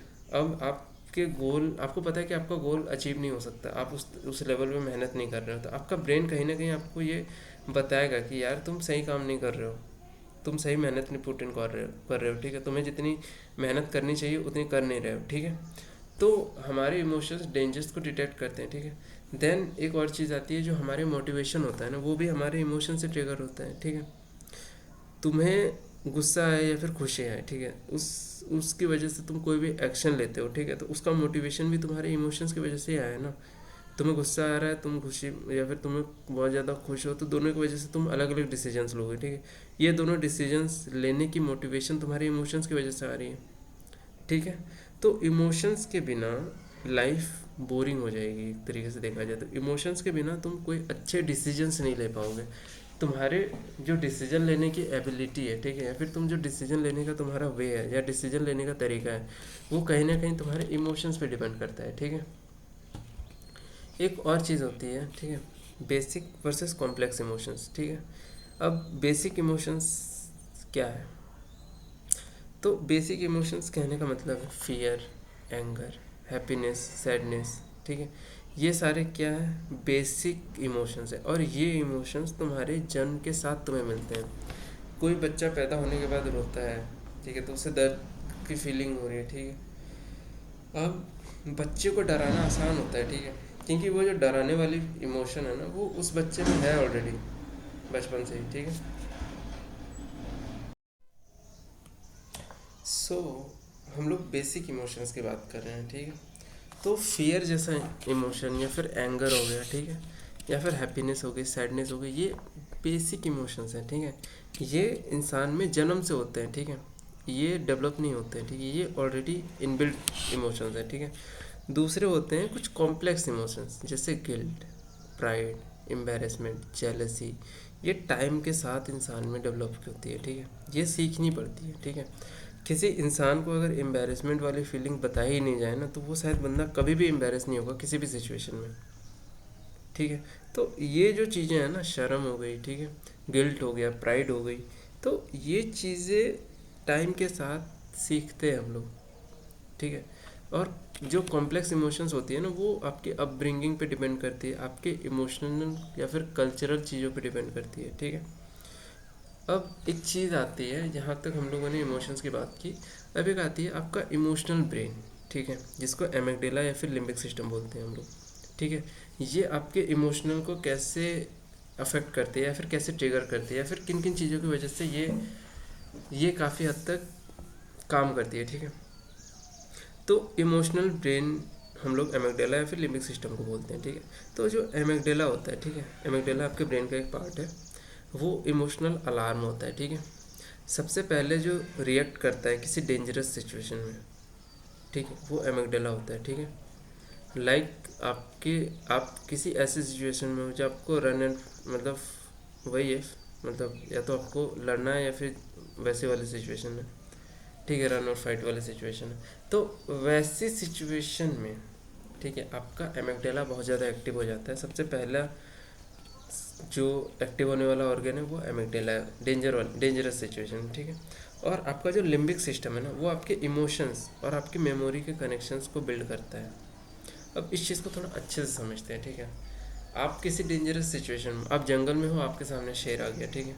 अब उस पर्टिकुलर सीन में ना आप कभी सोचोगे नहीं, आपको मैंने एक बहुत ही ज़्यादा डेंजरस सिचुएशन में डाल दी जहाँ से आपको भागना पड़े या तो लड़ना पड़े।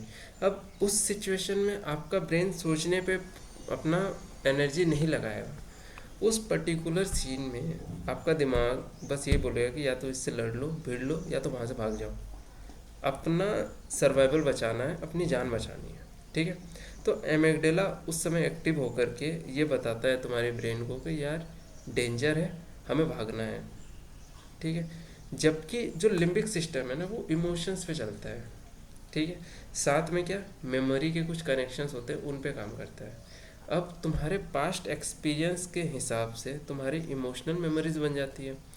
अब जैसे किसी जगह, ठीक है, जैसे कोई जगह, कोई स्मेल, कोई सॉन्ग, ठीक है।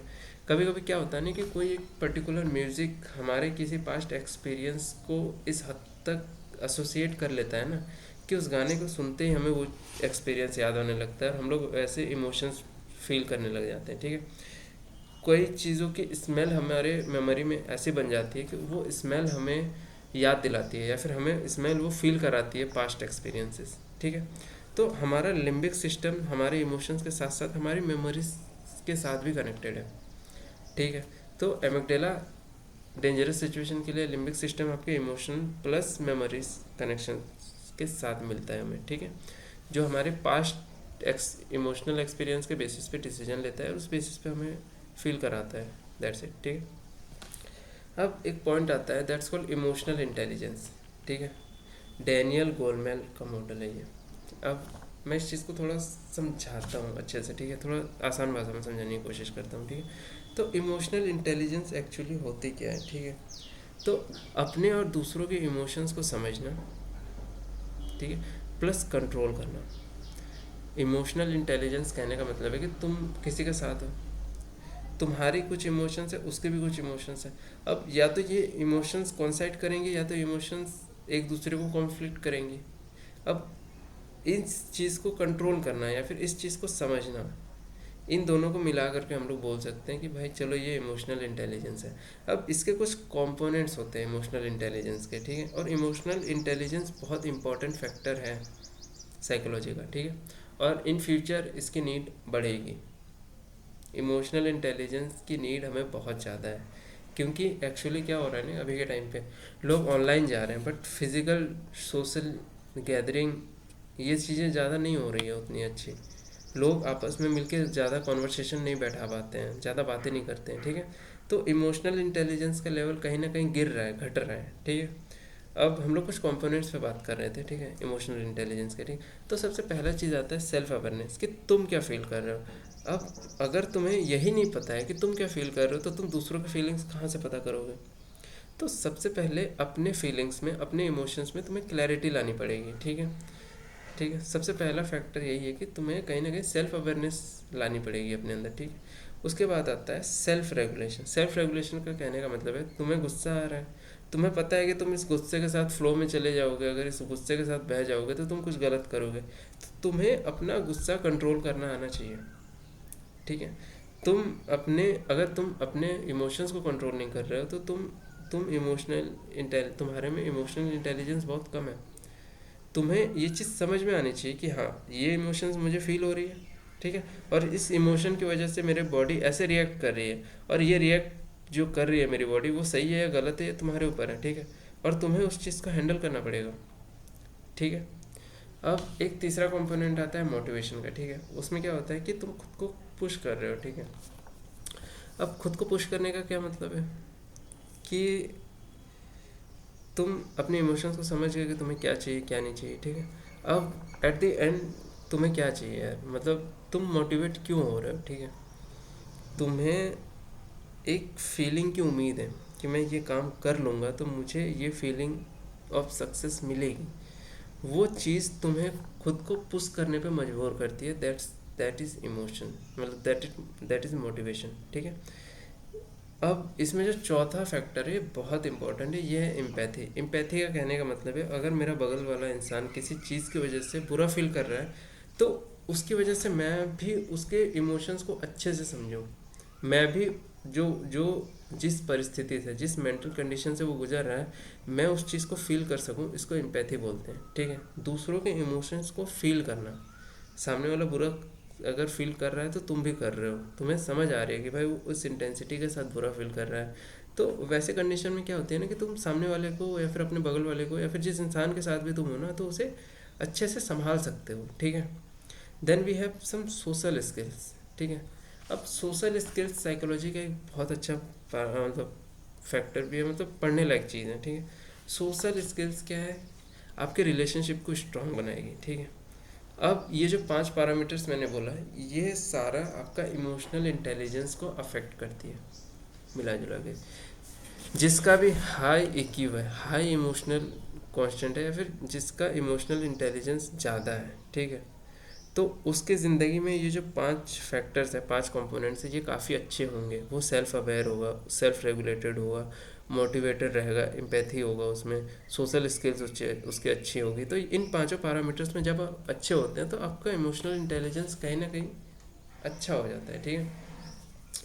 अब एक चीज़ है, कोई इंसान है, ठीक है, मतलब कि जिसका लो इमोशनल क्वेश्चन है, मतलब जो इमोशनल इंटेलिजेंस है, अगर उसका बहुत कम है, ठीक है, और उसे गुस्सा आ रहा है, तो तुरंत गुस्सा करेगा, वो आपको ब्लेम करेगा। और किसी का इमोशनल इंटेलिजेंस अगर किसी का हाई है, ठीक है, तो वो शांत रहेगा, उस चीज़ को समझेगा। आप बहुत जल्दी फ़र्क बता सकते हो किसी के इमोशनल इंटेलिजेंस का, कि उसमें इमोशनल इंटेलिजेंस है तो कितना है, ठीक है। मान लो कोई रिलेशनशिप है, ठीक है, तो जिसकी हाई होगी इमोशनल इंटेलिजेंस, वो स्ट्रॉन्ग और अंडरस्टैंडिंग रिलेशनशिप बिल्ड कर सकता है। जिसकी लो होगी, वो ज़्यादातर टाइम ड्रामा करेगा, या फिर फाइट करेगा, या फिर सही रिलेशनशिप बिल्ड नहीं कर पाएगा, ठीक है। तो ये चीज़ें रहती है। जिसमें हाई इमोशनल इंटेलिजेंस रहती है, वो ज़्यादा सेल्फ डिसिप्लिन रहते हैं, सेल्फ कंट्रोल उनमें ज़्यादा होता है, सेल्फ रेगुलेटेड ज़्यादा होता है। जिनमें लो इमोशनल इंटेलिजेंस होती है, वो कम होते हैं, ठीक है। तो ये फैक्टर्स हैं जो आपके साइकोलॉजी को अफेक्ट करती है, आपके बिहेवियर पैटर्न को अफेक्ट करती है, ठीक है। फिर कई सारी चीज़ें हैं। देन हमने बात कर ली कि हम लोग सोचते कैसे हैं, हमने बात कर ली कि हमने फील कैसे करने हैं, हमने बात कर ली कि साइकोलॉजी के कुछ एक्सपेक्ट क्या क्या होते हैं, उनके बेसिक्स क्या होते हैं, इंट्रोडक्शन वगैरह हमने सब कुछ कवर कर लिया, ठीक है। अब हम लोग बात करेंगे कि हाउ वी बिहेव, ठीक है, ह्यूमन बिहेवियर को एक्सप्लेन करेंगे, ठीक है, कि कैसे आखिर हमारा बिहेवियर हमें कैसे अफेक्ट करता है, या फिर हमारा बिहेवियर पैटर्न एक पर्टिकुलर टाइप का है तो वो क्यों है, उस चीज़ पे हम लोग बात करेंगे, ठीक है। तो सबसे पहला सवाल आता है कि ह्यूमन बिहेवियर क्या होता है, ठीक है। तो बिहेवियर एक जनरल सा चीज़ है, वो एक्ट है, ठीक है। Act by a single individual, act by a group, ठीक है, या फिर किसी पर्टिकुलर सिचुएशन में एक इंडिविजुअल या ग्रुप में क्या मतलब एक्ट किया जा रहा है, फिर उनके द्वारा क्या डिसीजंस लिया जा रहा है, ये सारे बिहेवियर में आ जाते हैं, ठीक है। These are influenced by experiences, rewards, punishments, culture, लोगों के प्रेशर, ठीक है। अब थोड़ा इसको तोड़ते हैं, ठीक है। फॉर एग्ज़ाम्पल तुम्हारे साथ कोई एक इंसान है, ठीक है, वो जनरली बहुत खुश रहता है, ठीक है। तुम्हारे साथ एक और इंसान है, वो जनरली बहुत दुखी रहता है, ठीक है, और अकेला रहता है। तो दोनों के इन दो बिहेवियर, वो जो बिहेवियर है वो किन किन चीज़ों पे इन्फ्लुएंस हुए होंगे। जो इंसान बहुत ज़्यादा खुश रहता होगा तो maybe possibilities are there कि उसके लाइफ में अच्छे एक्सपीरियंसेस के नंबर्स बहुत ज़्यादा हों, और जो इंसान ज़्यादा दुखी रहता है तो मे बी उसके लाइफ में प्रेशर सिचुएशन या फिर बुरे एक्सपीरियंसेस ज़्यादा हो। तो हमारा जो बिहेवियर है वो हमारे past experiences, rewards, punishment, culture, इन सारी चीज़ों की वजह से मतलब इन्फ्लुएंस होता है, ठीक है। कोई इंसान कोई भी काम करता है, ठीक है, या फिर उसका एक पर्टिकुलर बिहेवियर होता है, ठीक है, तो वो इन सारी चीज़ों पे डिपेंड करता है, ठीक है। और हम लोग अगर चाहें ना तो किसी इंसान के बिहेवियर पैटर्न को चेंज भी कर सकते हैं। थोड़ा टाइम लगेगा बट इट कैन चेंज, ठीक है। अगर उसको पर्टिकुलर सिचुएशन में रखा जाए तो थोड़े टाइम बाद वो चेंज हो जाएगा इंसान, ठीक है। और कई बार ऐसा भी होता है ना कि सेम इंसान है बट 4 सर्कल में अगर वो उठता बैठता है ना, तो 4 सर्कल में वो 4 टाइप का बिहेवियर शो करता है, ठीक है। जैसे मेरी कॉलेज में मैं शायद मैं भी बहुत अच्छा नहीं करता हूँ, ठीक है, बट मैं जहाँ अपने दोस्तों के साथ हूँ, अपने दोस्त कहने का मतलब है अदर देन कॉलेज फ्रेंड्स, ठीक है, वहाँ पे मैं बेस्ट कर रहा हूँ, ठीक है। मान लो मैं जहाँ फिटनेस के लिए जाता हूँ, ठीक है, जहाँ मैं जिम जाता हूँ, ठीक है, वहाँ पे मैं I think one of the best लड़का हूँ, ठीक है, हर तरीके से, ठीक है। वहाँ मेरा बिहेवियर का कोई मैच नहीं है, बट कॉलेज में वहाँ पे मुझे सेम वो चीज़ जब मिली नहीं है, सेम इन्वायरमेंट नहीं मिल रहा है, तो वहाँ पे मेरी जो सोचने की क्षमता है, फिर मेरा जो बिहेवियर है ना, वो बिल्कुल चेंज है, ठीक है। तो हमारा बिहेवियर दूसरी चीज़ों से इन्फ्लुएंस होता है इन जनरल, ठीक है। तो बिहेवियर सीखा भी जा सकता है, ठीक है, और बिहेवियर को चेंज भी किया जा सकता है, ठीक है। क्लासिक मतलब एक होता है क्लासिकल कंडीशन, ठीक है, जैसे एक डॉग एक्सपेरिमेंट जिसके बारे में अभी मैंने थोड़ी देर पहले तुम लोगों को बताया था कि डॉग एक बेल से अगर मैंने डॉग के खाने को एसोसिएट कर दिया, ठीक है, कि मैंने एक बेल बजाई, डॉग को खाना दिया जाएगा, जैसे बेल बजेगी डॉग को खाना मिलेगा। अब जो सलाइवा है ना, जैसे बेल बजेगी ना तो डॉग के मुंह में सलाइवा बनने लगेगा, ठीक है। क्यों? क्योंकि डॉग को पता चल जाएगा कि घंटे बजे अब मुझे खाना मिलेगा। तो ये एक कंडीशनिंग होती है, ठीक है। ऐसे ही ह्यूमन की बिहेवियर की भी हम लोग कंडीशनिंग कर सकते हैं पर्टिकुलर सिनेरियो में, पर्टिकुलर केसेस में, पर्टिकुलर एग्जांपल्स के तौर पे, ठीक है। तो अब जैसे फ़ोन का नोटिफिकेशन है, ठीक है, फ़ोन का नोटिफिकेशन सुनते ही ना हमारे दिमाग में कुछ बजता है, ठीक है, हमारे दिमाग को लगता है कि हमें वो चीज़ देखनी चाहिए, वो चीज़ हमें एक्साइट करती है, तो हमारा ब्रेन, ठीक है, इसीलिए मैं जनरली बोलता हूँ ना कि यार नोटिफिकेशन ऑफ रखा करो, ठीक है, क्योंकि वो चीज़ ना हमारे दिमाग को अफेक्ट करती है और बड़े हद तक अफेक्ट करती है, ठीक है। कि जैसे नोटिफिकेशन है तो हमें ये जानना रहता है कि किसका नोटिफिकेशन है, क्या मैसेज है, ठीक है। तो हमारे दिमाग ने ना उस चीज़ को एसोसिएट कर लिया है कि अगर नोटिफिकेशन आएगी तो कोई एक्साइटिंग न्यूज़ या फिर कुछ मैसेज रहेगा या फिर ऐसे कोई चीज़ रहेगी, ठीक है। एक होता है आपका ऑपरेंट कंडीशनिंग, ठीक है। ऑपरेंट कंडीशनिंग कहने का मतलब है मतलब ये भी सेम वही चीज़ है कि अगर आपको रिवॉर्ड मिले, ठीक है, तो आपका बिहेवियर उस पर्टिकुलर चीज़ को लेकर के बढ़ता है। फॉर एग्जांपल मैंने बोला कि आपको ये एक काम करना है, ठीक है, और अगर आप ये काम करोगे तो आपको रिवॉर्ड में ये दिया जाएगा, कुछ पर्टिकुलर कैश या फिर कोई ऐसी चीज़ जो आपको पसंद हो, ठीक है। तो उस केस में ना आप उसको हम लोग पॉजिटिव री इन्फोर्मेंस बोल सकते हैं, ठीक है, कि हम चाहते हैं कि आप ये काम करो, उसके लिए हम आपको रिवॉर्ड देंगे, तो आप उस काम को करोगे। और सेम नेगेटिव री इन्फोर्मेंस, मतलब री इन्फोर्समेंट भी होती है, ठीक है। इसमें क्या होता है कि आपको डिस्कम्फर्ट में डाल दिया जाएगा, ठीक है। अब डिस्कम्फर्ट में इंसान क्या होता है कि उस दोबारा उस कंडीशन में वो इंसान जाना नहीं चाहता है, ठीक है। फॉर एग्जाम्पल, अगर एक चीज़ किया जाए, ठीक है, जैसे आपकी कार में एक अलार्म लगा हुआ है, ठीक है। अगर आप सीट बेल्ट बिना पहने अगर आप चला रहे हो कार, तो वो अलार्म बजने लग जाएगा, ठीक है। तो आप क्या करोगे, आप सीट बेल्ट पहनोगे। सीट बेल्ट क्यों पहनोगे? ताकि आपको एक कंफर्ट मिले, वो अलार्म ना बजे, ठीक है।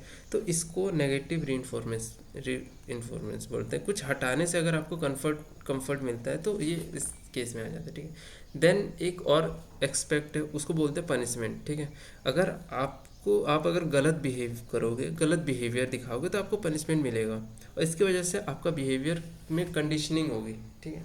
अब अगर कोई इंसान पॉजिटिव रीइंफोर्समेंट करता है, नेगेटिव करता है, या फिर पनिशमेंट किसी को मिल रही है, तो ये तीनों मिल करके एक्चुअली आपकी कंडीशनिंग कर रहे हैं, ठीक है। जैसे मैंने अभी डॉग वाला एग्जांपल दिया था, तो ये सारी चीज़ें एक्सपेक्ट, ये जो की कॉन्सेप्ट है ना, ये मिलजुल करके क्या करती है कि आपके ब्रेन में कंडीशनिंग करती है। इस कंडीशनिंग की वजह से आपका बिहेवियर पैटर्न चेंज होता है, या फिर आपका बिहेवियर पैटर्न बनता है, ठीक है। तो इसलिए ये चीज़ इंपॉर्टेंट है। अगर मैं बोलता हूँ कि आपका बिहेवियर कैसे बना, तो इन सारी चीज़ों की वजह से बना, ठीक है। एक चीज़ होती है दैट्स कॉल्ड सोशल इन्फ्लुएंस, ठीक है, कॉन्फर्मिटी। तो कॉन्फर्मिटी क्या है ना, कि किसी ग्रुप के प्रेशर में आप अपना ओपिनियन या फिर बिहेवियर चेंज कर लेते हो।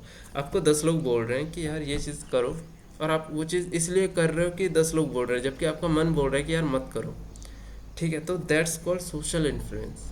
आज इंडिया के मैक्सिमम यूथ नीट जेई जैसे एग्ज़ाम्स के प्रिपेयर क्यों कर रही है? That's the reason, that's called social influence. कि सोसाइटी हमारी एक ऐसी तरीके से डिज़ाइन हो गई है ना, कि हमें टॉप की 2-3 चीज़ें ही दिख रही है और सारे लोग उसी के पीछे भाग रहे हैं, ठीक है। तो हमें इससे थोड़ा बच के रहना चाहिए। हमें ये समझना चाहिए कि आपको क्या करना है, आपके माइंड के हिसाब से आपको डिसीजन लेना है। अगर आप सोशल इन्फ्लुएंस में आकर के लाइफ टाइम अगर डिसीजन लेते हो ना, तो कहीं ना कहीं आपके मन में एक बहुत बड़ा गिल्ट रह जाएगा कि मैंने जो सोचा, मुझे जो करना था वो मैंने नहीं किया है, ठीक है। तो अगर आप ग्रुप में फिट नहीं हो रहे ना, तो आप उस ग्रुप को छोड़ दो। आपको लगता है कि यार मैं लोगों के माइंडसेट मेरा मैच नहीं हो रहा है, मैं लोगों से कनेक्शन नहीं बना पा रहा हूँ उस ग्रुप में, बस मैं उनकी बात सुनता हूँ, तो उस जगह से आप चले जाओ, ठीक है। सब चिल्लाए चिल्लाते रहने दो। एक होता है ना कि डोंट केयर एटीट्यूड, वो बिल्ड करो, ठीक है। तुम्हें जो चाहिए तुम वो करो, ठीक है। देन एक और चीज़ आती है कि एक इंसान को अगर बोला गया, ठीक है, दूसरे को शौक देने के लिए, मतलब ये एक एक्सपेरिमेंट का पार्ट था। एक इंसान को बोला गया है कि आप दूसरे इंसान को शौक दो, ठीक है। तो 65% ने अथॉरिटी से कहा, ठीक है, मतलब 65% लोगों ने अथॉरिटी का कहना मान करके डेंजरस लेवल तक शौक दिया। तो आप समझ रहे हो, लोग अथॉरिटी के कहने पे एथिकली गलत काम भी कर लेते हैं। अब इस चीज़ को थोड़ा ध्यान से समझो जो मैं बोल रहा हूँ, ठीक है। आपको आपके दोस्त के बगल में बैठा करके बोला जाए कि इसको शौक दो, ठीक है। अब ऐसे केसेस में क्या होना कि आप 65% लोग जो होते हैं ना, वो अथॉरिटी की बात सुन लेते हैं। अगर अथॉरिटी ने बोला है कि ये काम करना है और वो एक्चुअली एथिकल नहीं है, फिर भी वो इंसान करता है क्योंकि ऊपर से ऑर्डर है। इसको ये भी सोशल इन्फ्लुएंस का ही पार्ट है, ठीक है। तो अब अगर आप किसी अथॉरिटी के कहने पे गलत काम कर रहे हो, तो कहीं ना कहीं आपका बिहेवियर तो शो हो रहा है ना इससे। तो हमें ज़रूरी नहीं कि आप हमेशा ओबीडियंट रहो, ठीक है। आपका सोचना ज़्यादा ज़रूरी है, आपका सिनेरियो को या फिर सिचुएशन को समझना ज़्यादा ज़रूरी है, बात मानना ज़रूरी नहीं है। कई लोग आंख मूंद करके बस बात मान लेते हैं कि भाई बोला जा रहा है तो कर देंगे, बट एक्चुअली ऐसा होता नहीं है, ठीक है। आपको खुद अपना दिमाग लगाना है किसी भी चीज़ में, ठीक है। आप अगर अपना दिमाग ही नहीं लगा रहे हो किसी चीज़ में, तो फिर फ़ायदा क्या है सोचने समझने का? या फिर ये अभी इतना देर तक अगर आप लेक्चर सुन रहे हो तो फ़ायदा क्या है? आपको अपना दिमाग लगाना है चीज़ों में, ठीक है। देन एक और चीज़ आती है role of environment and culture. आपको मैं जिस इन्वायरमेंट पर रख दूँगा, आपको जिस कल्चर में रख दूँगा, आप उसके अकॉर्डिंग ढल जाओ। कल्चर कहने का मतलब है ट्रेडिशन, वैल्यूज, नॉर्म्स, ठीक है। एनवायरनमेंट कहने का मतलब है आपकी फैमिली हो गई, आपके स्कूल हो गया, आपकी सोसाइटी हो गई, ठीक है। तो एक सोसाइटी में, ठीक है, अगर पंक्चुअलिटी इम्पॉर्टेंट है ना, तो उसके साथ साथ एक टर्म आती है दैट्स कॉल्ड फ्लेक्सिबिलिटी, ठीक है। अगर आप एक ग्रुप में रहते हो, आप कहीं भी रहते हो, वहाँ पे अगर ये चीज़ें आपको दिखती है, फ्लेक्सिबिलिटी दिखती है या फिर पंक्चुअलिटी दिखती है ना, तो मतलब आप उस चीज़ के अकॉर्डिंग ढलने लग जाओगे। जहाँ पे पंक्चुअलिटी ज़्यादा होगी आप उस अकॉर्डिंग ढल जाओगे। जैसे आपकी स्कूल है, वहाँ पे फ्लेक्सिबिलिटी कम है, आपको अगर 7 बजे का टाइम दिया हुआ तो आपको 7 बजे तक पहुँचना है, तो आप धीरे धीरे टाइम के साथ पंक्चुअल होते चले जाओगे। वहीं पे आप किसी ऐसे ग्रुप में हो जहाँ फ्लेक्सिबिलिटी ज़्यादा है, आप 4 बजे बुलाए, 4:30 बजे पहुँच, और वो अगर आपकी आदत बन गई ना, तो आपके बिहेवियर में वो चीज़ दिखने लग जाएगी टाइम के साथ साथ, ठीक है। तो तुम्हारे अपब्रिंगिंग और सराउंडिंग तुम्हारा बिहेवियर पैटर्न को डिसाइड करता है। बहुत इंपॉर्टेंट चीज़ है। आप जैसे जैसे बढ़ते हो, जैसे जैसे बड़े होते हो, तो वैसे आपका बिहेवियर पैटर्न बनता है, ठीक है। अब एक और चीज़ आती है, मतलब इसके बाद जहाँ तक मैंने बिहेवियर की बात की, ठीक है, तो इसके बाद एक बहुत इंपॉर्टेंट एस्पेक्ट पे मैं बात करूँगा, वो है पर्सनैलिटी, मोटिवेशन और आइडेंटिटी। ये जो 3 चीज़ें हैं ना, ये एक्चुअली में बहुत इंपॉर्टेंट है साइकोलॉजी के पर्सपेक्टिव से, या फिर हमारे साथ ना, हमने अभी किन किन चीज़ों पे बात कर ली, एक बार रिकैप कर लेते हैं। सबसे पहले हमने साइकोलॉजी के इंट्रोडक्शन पे बात की, फिर हमने उसके कंपोनेंट्स पे बात की, ठीक। फिर हमने बात की कि हम लोग सोचते कैसे हैं, फिर हमने बात की कि हम फील कैसे करते हैं, हमने कॉग्निटिव साइकोलॉजी के बारे में पढ़ा। फिर हमने देखा कि हमारे बिहेवियर पैटर्न किन किन चीज़ों पे डिपेंड करते हैं, क्यों डिपेंड करती है, हमारा बिहेवियर पैटर्न बनता कैसे है, ठीक है। अब हम लोग बात करेंगे पर्सनैलिटी, मोटिवेशन और आइडेंटिटी की, ठीक है। ये 3 जो फैक्टर है ना, ये काफ़ी इंपॉर्टेंट है आपके लाइफ में, डे टू डे एक्टिविटीज़ में, या फिर जनरली ये चीज़ें दिखती है, ठीक है। तो सबसे पहला सवाल आता है कि पर्सनैलिटी क्या है, व्हाट इज़ पर्सनैलिटी। पर्सनैलिटी एक ऐसी चीज़ है जो तुम्हें तुम्हारी यूनिक सोचने या महसूस करने या फिर बिहेव करने के स्टाइल को डिफाइन करती है, ठीक है। एक इंसान की पर्सनैलिटी का कहने का मतलब क्या है कि वो इंसान सोचता कैसा है, वो इंसान किसी चीज़ के बारे में महसूस कैसे करता है, वो इंसान का बिहेवियर स्टाइल कैसा है, ये सारी चीज़ें उसकी पर्सनैलिटी में ऐड ऑन होती है, ठीक है। ये एक तरह का सिग्नेचर होता है, सबका सिग्नेचर या फिर फिंगरप्रिंट्स अलग अलग होते हैं, तो सबका पर्सनैलिटी भी अलग अलग होती है, ठीक है। आप किसी को इन्फ्लुएंस नहीं कर, मतलब इन्फ्लुएंस तो कर ही सकते हो, बट आप एग्जैक्टली किसी की पर्सनैलिटी कॉपी भी नहीं कर सकते, और किसी के पर्सनैलिटी को चेंज भी नहीं कर सकते हो, ठीक है। और पर्सनैलिटी, सबसे पहला सवाल, पर्सनैलिटी इंपॉर्टेंट क्यों है? क्योंकि ये पता डिसाइड करता है, ठीक है, कि आपके दोस्त कौन होंगे, आपकी फैमिली के साथ रिलेशंस कैसे होंगे, आपके कलीग्स के साथ कैसे रिएक्शंस होंगे, लव रिलेशंस होंगे, ठीक है। जैसे कोई ज़्यादा शाय होता है तो वो क्राउड में जाने से डरता है, घबराता है। कोई बहुत ज़्यादा एक्सट्रोवर्ट होता है तो उसके लिए आसान होता है किसी ग्रुप का पार्ट बनना, किसी सोशल इवेंट में अपनी एग्जिस्टेंस को प्रूव करना, ठीक है। तो पर्सनैलिटी का इफ़ेक्ट सीधा सीधा हमारे बिहेवियर पर पड़ता है, ठीक है। और उसके साथ ही डिसीजन मेकिंग, स्ट्रेस हैंडलिंग या फिर इमोशनल रिएक्शंस पर भी पड़ता है, ठीक है। तो पर्सनैलिटी सब बहुत इंपॉर्टेंट एक्सपेक्ट है किसी भी इंसान के साइकोलॉजिकल फील्ड को अगर हम लोग एनालाइज करें या फिर स्टडी करें तो, ठीक है। तो पर्सनैलिटी स्टेबल रहती है, लेकिन लाइफ के एक्सपीरियंसेस से थोड़े चेंज भी हो सकती है, ठीक है। पर्सनैलिटी ऐसा नहीं कि इन्फ्लुएंस नहीं होती, टाइम के साथ पर्सनैलिटी भी इन्फ्लुएंस होती है, और काफ़ी हद तक आपके पास्ट एक्सपीरियंसेस पे ये डिपेंड करती है, ठीक है। तो एक और चीज़ होती है कि जो 5 सबसे बड़े पर्सनैलिटी ट्रेट्स हैं, ठीक है, उनके बारे में बात करते हैं, ठीक है। तो सबसे पहला है ओपननेस टू एक्सपीरियंसेस, ठीक है। मतलब कि तुम कितने नए आइडियाज़, नए एक्सपीरियंसेस और क्रिएटिविटी के लिए ओपन हो, ठीक है। तुम कौन सी नई चीज़ डेली करते हो और क्यों करते हो, ठीक है। हाई ओपननेस वाले लोग ज़्यादा एडवेंचरस होंगे, ठीक है। उनमें जो इमेजिनेटिव पावर है वो ज़्यादा होगी, वो ज़्यादा क्यूरियस होते हैं, ठीक है। वहीं पे लो ओपननेस वाले जो लोग होंगे वो रूटीन पसंद करेंगे, ठीक है। वो चेंज ज़्यादा नहीं पसंद करेंगे, वो चेंज में अनकंफर्टेबल फील करेंगे, ठीक है। तो सबसे पहला कैरेक्टर ये होता है कि आप कितने ओपन हो एक्सपीरियंसेस को लेकर के, ठीक है। देन दूसरा है आपका कॉन्शियसनेस, ठीक है। आप कितने ऑर्गेनाइज्ड रहते हो, कितने रिलायबल हो, कितने रिस्पॉन्सिबल हो, ठीक है। हाई कॉन्शियसनेस वाले लोग जो होते हैं वो ज़्यादा पंक्चुअल होते हैं, डिसिप्लिन्ड होते हैं, गोल ओरिएंटेड होते हैं, ठीक है। लो कॉन्शियसनेस वाले लोग ज़्यादा स्पॉन्टेनियस होते हैं, केयरलेस होते हैं, ठीक है। Then we have extraversion, ठीक है। एक्स्ट्रा वर्जन कहने का मतलब है कि आप कितने सोशल हो, एनर्जेटिक हो या फिर टॉकेटिव हो। मतलब एक्चुअली ये मैं बात कर रहा हूँ एक्सट्रोवर्टनेस की, ठीक है। तो एक्सट्रोवर्ट्स को क्राउड में रहना पसंद होता है, उन्हें लोग चाहिए, वो ज़्यादा सोशल रहना चाहते हैं, ठीक है। वहीं पे जो इंट्रोवर्ट्स होते हैं वो जनरली अकेले ज़्यादा टाइम बिताते हैं, वो इंट्रोस्पेक्टिव थोड़े ज़्यादा होते हैं, वो खुद को समझना चाहते हैं, ठीक है। तो हर किसी की पर्सनैलिटी टाइप अलग होती है, उस पर्सनैलिटी के बेसिस पे बिहाफ पे लोगों के मतलब बिहेवियर पैटर्न भी अलग होते हैं, ठीक है। तो हमें चीज़ों को स्टार्टिंग से समझना पड़ता है कि भाई चलो यहाँ से शुरू हुआ तो सारी चीज़ें समझेंगे, ठीक है।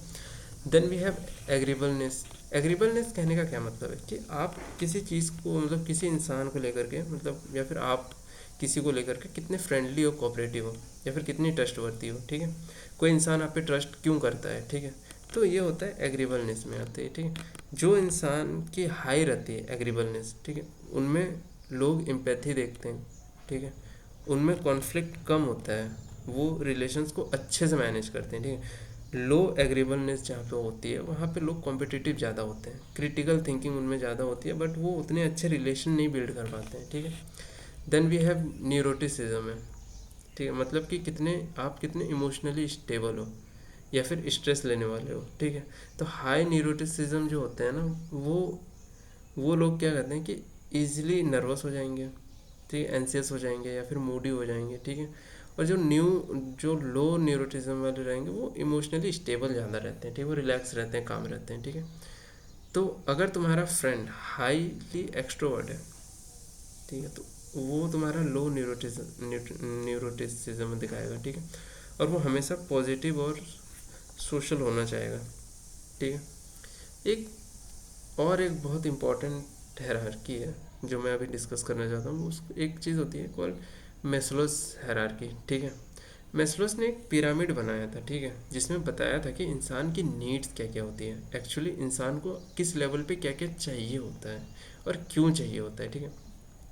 तो जो सबसे बेसिक सर्वाइवल नीड्स है ना, जो फिजियोलॉजिकल नीड्स हैं, वो है खाना, पानी, नींद, सांस लेना, समझ रहे हो ना, गाड़ी, घर, मकान, ये वाला सीन है।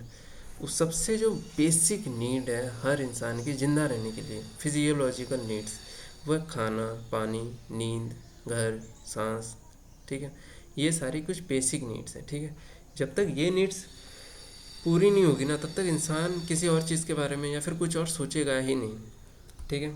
तो सबसे पहला जो नीड या फिर बेसिक सर्वाइवल नीड्स है वो यही है कि इंसान को खाना, पानी, नींद, ये सारी चीज़ें मिल जाए, ठीक है। दूसरा जो लेवल है, अगर लेवल अप करें तो उसके बाद इंसान देखता है अपनी सेफ्टी, कि इंसान को सेफ्टी कितनी मिल रही है, ठीक है। सेफ घर, फाइनेंशियल सिक्योरिटी और हेल्थ प्रोटेक्शन, ये तीन चीज़ें इसमें आती हैं, ठीक है। जब ये सिक्योर हो जाता है ना तो इंसान, जब तक मतलब अगर ये चीज़ें सिक्योर नहीं हो ना तो इंसान में एनजाइटी देखने को मिलती है। अगर कोई इंसान एनजाइटी में है ना तो मैक्सिमम चांसेस है कि उसको यही जो सेफ्टी नीड्स है उसकी पूरी नहीं है, ठीक है। मतलब मे बी शायद उसका घर सेफ नहीं हो, मे बी उसको फाइनेंशियली सिक्योरिटी नहीं हो, मेनली उसके हेल्थ प्रॉब्लम हो या फिर हेल्थ प्रोटेक्शन नहीं हो। तो ऐसे कंडीशन में क्या होती है, इंसान थोड़ा एंसियस होने लगता है, एनजाइटी आने लगती है लोगों में, ठीक है। इसके बाद मान लो आपने यहाँ तक का लेवल कंप्लीट कर लिया, ठीक है। तो इसके बाद आप थर्ड लेवल पे चलते हो। थर्ड लेवल है आपका लव एंड बिलोंगिंग पे, ठीक है, प्यार और कनेक्शन पे, ठीक है। तो दोस्त, फैमिली, रिलेशनशिप, एक्सेप्टेंस, ये सारी चीज़ें इन सारी चीज़ों में आती है लव एंड बिलोंगिंग में, ठीक है। सोशल कनेक्शन के बिना लोग लोनली फील करने लग जाते हैं, ठीक है, जो मेंटल हेल्थ के लिए उतना अच्छा नहीं है। तो आपको कहीं ना कहीं इस लेवल पे भी अच्छा काम करना पड़ेगा, तभी आप खुश रह पाओगे, ठीक है। अब आपने मान लो यहाँ तक सब कुछ कर लिया, ठीक है। तो एक चौथा लेवल आता है, दैट्स कॉल्ड स्टीम नीड्स। मतलब अब आपको रेस्पेक्ट चाहिए, अब आपको सोसाइटी में अपनी एक रिकॉग्निशन वाली फीलिंग चाहिए, आपको कुछ अचीव करना है, ठीक है। आप अपने आप को मतलब दूसरों की नज़रों में मतलब खुद के लिए एक इज्जत, एक रिस्पेक्ट हासिल करना चाहते हो, ठीक है। आप अपनी वैल्यू बढ़ाना चाहते हो एक पर्टिकुलर ग्रुप में, ठीक है। तो ये चौथा स्टेज होता है, ठीक है, जहाँ पे आप सेल्फ रिस्पेक्ट और रिकॉग्निशन की बात करते हो। और एक लास्ट जो सबसे अपर लेवल है वो है सेल्फ एक्चुअलाइजेशन का। जब आप अपने कंप्लीट पोटेंशियल को अचीव कर लेते हो, ठीक है, और अपने सारे गोल्स फुलफिल करने के बाद, क्रिएटिविटी दिखाने के बाद, पर्सनल ग्रोथ करने के बाद आप सबसे ऊपर पहुंच जाते हो, जहां आप अपनी लाइफ का एक्चुअल पर्पस ढूंढते हो कि आपका जन्म क्यों हुआ है। ठीक है, और ये जो स्टेज रहती है ना, यहाँ तक पहुँचने में टाइम भी लगता है, मेहनत भी लगती है, आपको एजुकेटेड भी होना पड़ता है, आपको दिमाग से चलना पड़ता है। ठीक है, तो जब इंसान का लाइफ इन पांचों नीड्स में फुलफिल हो जाती है, कंप्लीट हो जाती है। ठीक है, अब एक एक और चीज़ होती है। ठीक है, यहाँ तक तो हमने थोड़ी बहुत, अभी तक हम लोग जनरल चीज़ों पे बात कर रहे थे। एक और फैक्टर है, ठीक है, जिससे हमारी बिहेवियर काफ़ी हद तक अफेक्ट होता है। दैट्स कॉल्ड इंट्रिंसिक और एक्सट्रिंसिक मोटिवेशन। ठीक है, हम लोग मोटिवेशन की बात करते हैं, किसी काम को करने के लिए मोटिवेशन, किसी पर्टिकुलर बिहेवियर को लेकर के मोटिवेशन। आप कोई काम कर रहे हो, कुछ भी कर रहे हो, हर चीज़ के लिए हमारे मन में कहीं ना कहीं एक छोटी सी डीप मतलब मोटिवेशन की फीलिंग रहती है। कुछ इंट्रिंसिक मोटिवेशन के फैक्टर्स रहते हैं, कुछ एक्सट्रिंसिक रहते हैं। अब दोनों को हम लोग एक एक करके समझते हैं। ठीक है, मोटिवेशन कहने का मतलब है कि वो चीज़ जो तुम्हें एक पर्टिकुलर गोल के लिए पुश करें, सिंपल। अब अगर मैं इंट्रिंसिक मोटिवेशन की बात करूं, तो जब काम करने का रीज़न तुम्हारी अपनी खुशी, इंटरेस्ट या सेटिस्फेक्शन होती है, तब इसे हम लोग इंट्रिंसिक मोटिवेशन बोल सकते हैं। ठीक है, किसी काम को करने के लिए आपके अंदर से अगर आ रहा है ना कि मुझे ये चीज़ करनी है, दैट्स कॉल्ड इंट्रिंसिक मोटिवेशन। आपको बाहर से किसी चीज़ मतलब बाहर से बताना नहीं पड़ रहा है आपको कि मुझे ये चीज़ करनी है, आपके अंदर से आ रही है। आपको खुशी मिलेगी अगर आपने उस काम को किया, आपका इंटरेस्ट है उस काम में, आपको सेटिस्फेक्शन मिल रही है उस काम को करते हुए, देन वो काम आपका इंट्रिंसिक मोटिवेशन की मदद से होगा। ठीक है, जैसे तुम डांस करते हो, तुम्हें आर्ट पसंद है, तुम्हें डांस करना पसंद है, ठीक है, या फिर तुम पढ़ाई करते हो और तुम्हें नॉलेज गेन करना है, तो उसके लिए जो तुम्हें मोटिवेशन चाहिए ना, दैट्स कॉल्ड इंट्रिंसिक मोटिवेशन। ठीक है, उसके लिए तुम एक्स्ट्रा एफर्ट नहीं डालना है, तुम्हारी बॉडी खुद ब खुद उस काम को करेगी। ठीक है, एक होती है एक्सट्रिंसिक मोटिवेशन जो बाहर से तुम्हें मिल रही है। ठीक है, जब तुम किसी बाहर वाले रिवॉर्ड के लिए काम करते हो, ठीक है, जैसे पैसा हो गया, ग्रेड्स हो गया, प्रमोशन हो गया, अप्रूवल हो गया, इसमें इमोशंस का रोल नहीं है। तुमको कुछ मटेरियलिस्टिक चीज़ चाहिए जिसके लिए तुम बहुत मेहनत कर रहे हो। ठीक है, जैसे तुम्हें एग्जाम में मार्क्स चाहिए, ठीक है, तो उसके लिए तुम पढ़ाई कर रहे हो ताकि पेरेंट्स खुश हो जाए। तो ये बाहरी फोर्सेस की वजह से अगर तुम कोई काम कर रहे हो ना, तो दैट्स कॉल्ड एक्सट्रिंसिक मोटिवेशन। ठीक है, अब समझ के देखो, अगर तुम जिम जाते हो, ठीक है, तुम्हें बॉडी बनानी है, ठीक है, या फिर अपनी हेल्थ को सही करनी है, ठीक है, ये दो चीज़ें अगर तुम पता है अपनी बॉडी बनाने के लिए जा रहे हो ना, तो उसे मैं बोल सकता हूँ कि वो कहीं ना कहीं वो एक्सट्रिंसिक मोटिवेशन है, वो इंट्रिंसिक मोटिवेशन हो ही नहीं सकती है।